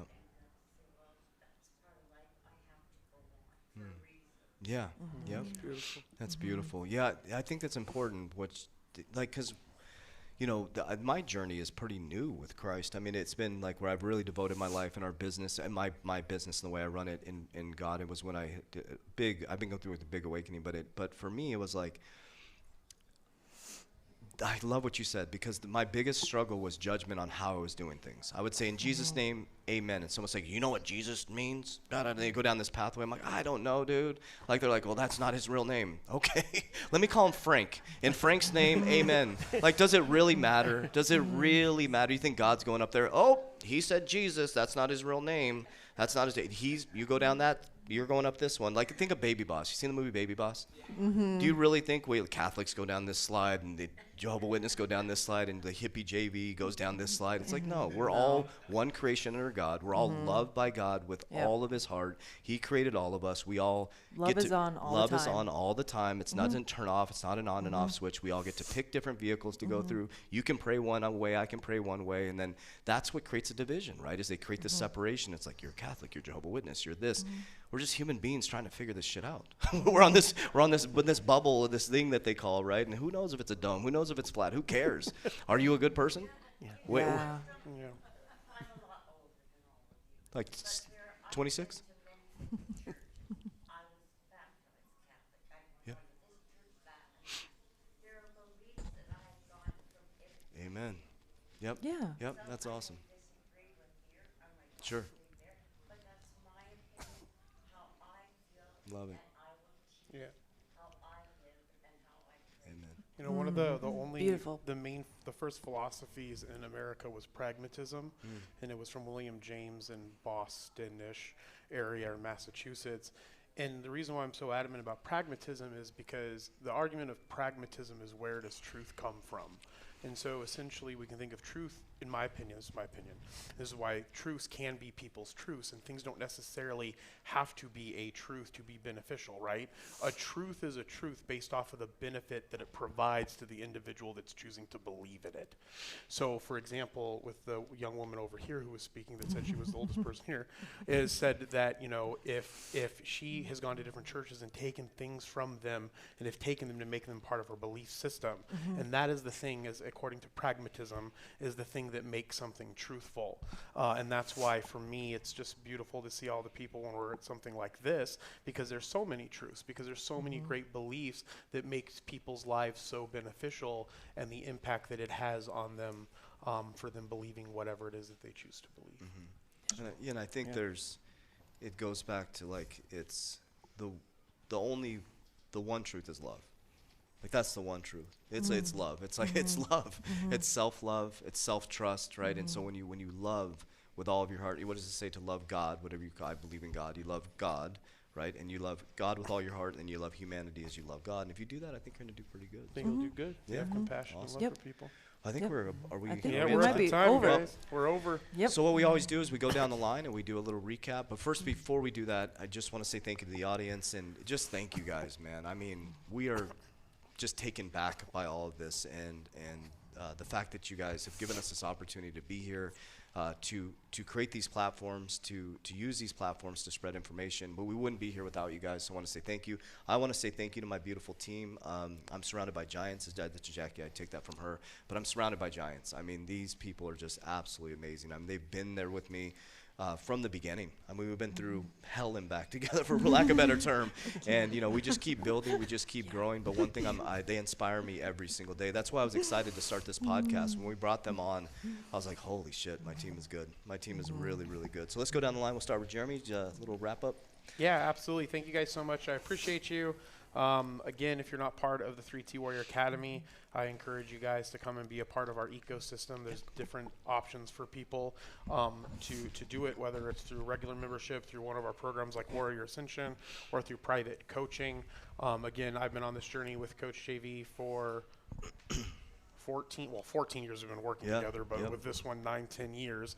And so over these last 9 or 10 years has been some of the best years of my life, obviously, building these businesses with him and being a part of this amazing team. And I just encourage you all to reach out about that. Get Merlin, the smartest way to track your crypto, so you can track your crypto from this gentleman right here, who's the co-founder of Merlin, Johnny Crypto. And then other than that, I appreciate all of you guys, and I look forward to seeing you again at the next XRP Las Vegas, because if you guys don't know this, we had the very first table. Merlin had the very first table at the very first XRP Las Vegas 4 years ago. So we've been a part of this journey, and the XRP community is my favorite community that I've been around. So love you guys. Legends. Awesome. We'll go to Johnny. Johnny, we're just doing a little wrap up. So a little wrap up. Yes. So, what an awesome event, awesome time to be around. The guy asked me yesterday, what do you love most about XRP? And it's really the family, like the like-mindedness, how you guys are all built in family. Love the thinking, and it's really, really exciting to be around you guys, to be able to see that kind of the love that you get, because the Bitcoin conference, it was nothing like that. So I love that. I love that Bitcoin part of it. conference. And I hope at the end of the day, when you come to these events, I hope if you walk away learning just one thing, then you know what? That's always a good thing, right? Trying to make sure that you've come and you've just improved your life and changed it. So for me, I just want to say I'm grateful to be part of this family. Amen. I love being part of this family. This is the 3T community has changed my life. We were talking yesterday about growth coaching. So much growth that I can, when I joined, I was like a baby into this thing. So again, continue to improve yourself and grow. And anytime you have a chance, to be part of 3T Academy, we have coaching and stuff. We love helping you guys, improving your lives. So, but I just want to say thank you to all you guys for being here, my brothers and sisters. So thank you. Awesome. Gonzo. Yeah, just thank you to everybody that came in to watch the podcast, and thank you to the people online. And I just really enjoyed talking to everybody, everyone that came up and asked questions and watched the demo. It was really nice. Sometimes when we're doing GMC or doing the podcast, it's just us. So it's really nice to be able to see people in person and talk to them. And like I said, this event is really special because we were there since the very beginning. So just look very forward to the future events. I think this thing's going to keep getting bigger, and we'll see what the price of XRP is the next conference. Because I won't be the dream crusher. I'll be talking about how we're probably going higher. Yeah. Awesome. Jackie, dream builder. Yes, I just want to say thank you guys. Thank you to the people online. Thank you to each one of the team members here. I'm in extreme gratitude. I am surrounded by giants. My message would just be to just become more aware of your environment and the people that you surround yourself by. Those are going to have the greatest impact on you. And lastly, I believe in everything is a universal law, especially equal and opposite force and energy. And so what you give out, you will get back in return tenfold. So that is what I've just seen every single person on this panel do, is give out more than they expected to receive, and it absolutely, amplified. So thank you guys. Love you guys. Love it. Love it. And like I said, stop outsourcing personal responsibility. Take ownership in your life. Personal development should be a part of your budget. Every single month, every single year, it should be part of your, your crypto bag, I feel like, because the more that you know who you are, the more you will hold in your hands. And like I said, I promise you that money follows maturity. And so this is a great year to reset that energetically. Yeah, and what I want to say to you guys, first, I thanked you guys before we started this. I want to say thank you to our team, thank you to the community. I really want you today, instead of going to the nightclub tonight, don't go out drinking. No, I'm just kidding. This weekend, what I want you to do is spend some time, and I'll just show you what I did in 2020. I remember at 43 years old when I lost everything. I remember knocking on my parents' door, and my dad opened the door. And I remember looking at the disappointment in his face, right? Imagine your son's an executive at a bank, walks out of the banking system in 2017, and now a long-haired hippie guy is knocking on your door. 3 years, like, I told you so, right? But I respected his lens, right? But he said, come on in. I come into their home, right? And I remember I used to go sit in my parents' backyard, and it was the same house that I grew up in since 1976. Same exact house, same everything, right? And I saw a big pattern and cycle, and I'm like, if I want a different life, I have to create a different belief system. So I'd sit there in the backyard, and I would visualize. I am literally, one person will understand this. I am literally living the reality that I created in my head right now. People, places, things, environment. So what I did is I attached to that reality. Okay? Now the physical reality did not show it. We invented time. Time is just a construct for our soul to have a physical experience, to timestamp it, to create a memory. Right? That's all time is. Can we all agree that we created time? Okay, so if we all created time, then all you're experiencing right now is the context of what your soul is willing to experience and what it's willing to adopt as truth. So when I realized that God is real, Jesus Christ is King, that all things are possible, all things are in creation, and all things have already happened, and this is nothing new under the sun, I sat there and I visualized this life, okay? Now as I opened my eyes and I looked in the reality, I'm broke on my parents' couch. I'm like, whoa, shit, I'm looking at this, but this is the reality. But I operated in this. I walked, I talked, I acted. Every action and decision I made was in alignment with this, okay?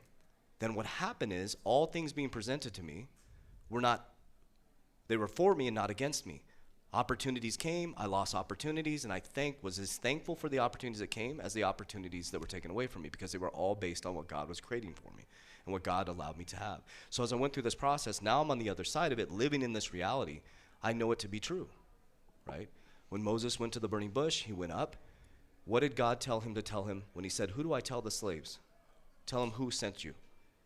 The great I am, that I am.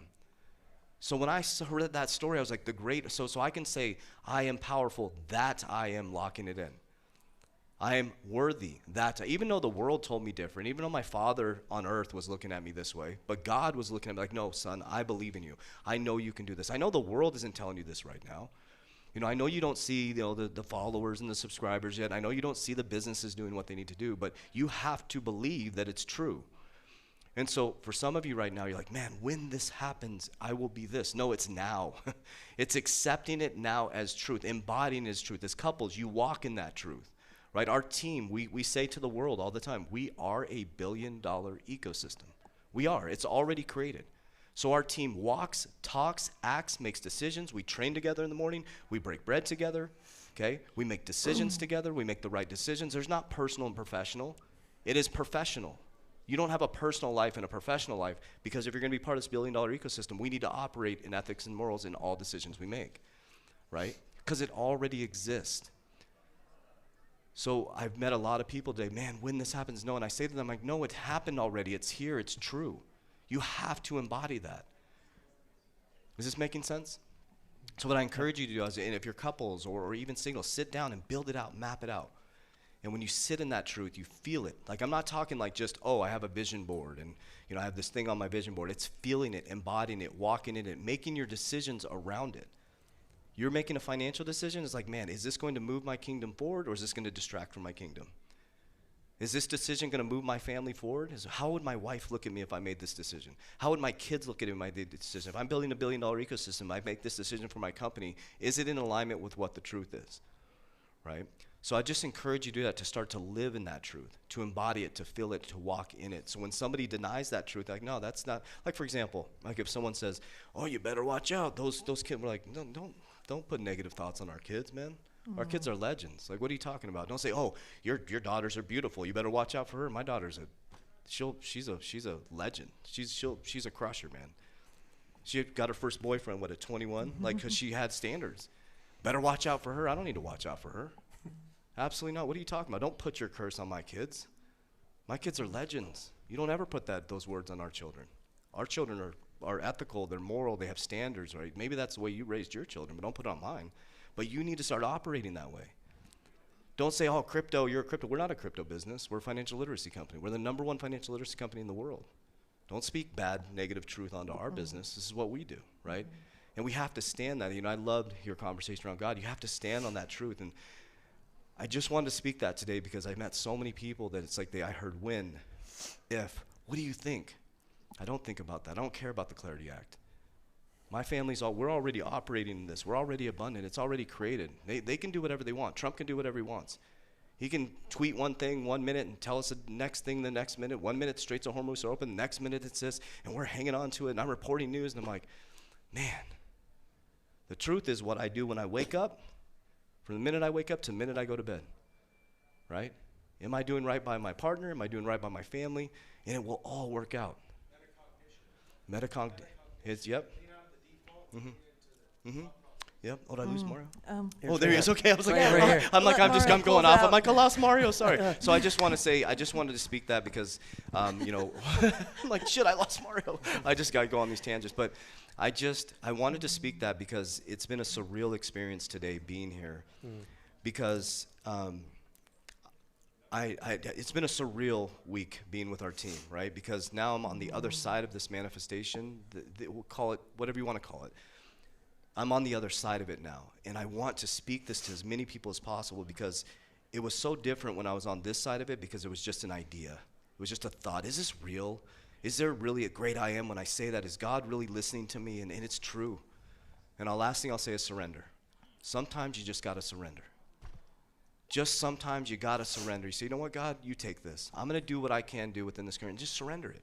Just surrender to God and let it go. So I love you guys. I appreciate you. We'll wrap Let it up with Mario. finish And us out. Yeah, so they're like, shut the show off. So, Yeah, just to hone in, the big takeaway from what everybody said is it's the now, and it's what you can control. We can talk, we can sit here, and honestly, it's the simplicity of, sometimes we're humans, we overcomplicate everything. All right, then we got to flip the switch, and then the banks are going to come in, and then all of this. But I think that what we can all agree on is that trying to predict the price of XRP, for example, being up this year is way more difficult than trying to predict the price of XRP in 5 years. So why complicate it? If you believe in it, just keep buying it, just hold it.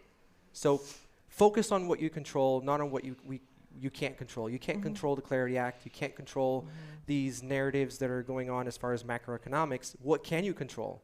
What is the takeaway? What can you focus on that will make a difference for you, for your family, for your community, right? For us, we have a responsibility to pass on a message. So what can you control? I think that's the biggest takeaway. And then obviously being here and hearing, getting to talk with everybody has been awesome. So just want to say thank you to everyone that's here. Thank you for the conversations. Appreciate the kind words, and everybody online. We will continue to do what we do and get better at it every single day. yeah, thank you. Beautiful, Yeah. Mario. Yeah, we're gonna thank you. Yep. Thank you. Thank you. So we're gonna wrap the show up, and we're gonna do it, and we're gonna pray us out. Yep. Sound good? All right. Dear Father God, we thank you so much for this opportunity, for this platform. We thank you so much for every single person in this room and every single person at the XRP Las Vegas. Lord, we ask that every single hand, every single word, every single action is coming from you, Lord. We thank you for all the blessings of bringing all of us amazing, like-minded individuals together. Lord, we ask that when all the abundance and blessings come, we know it's already present, not when, Lord. We know it's already present. We ask that our hands are able to bless other people. And we thank you so much, Lord, for this opportunity, for the platform. And we just ask that all the wisdom comes from you. We say, Son Jesus Christ, and we pray. They all said amen.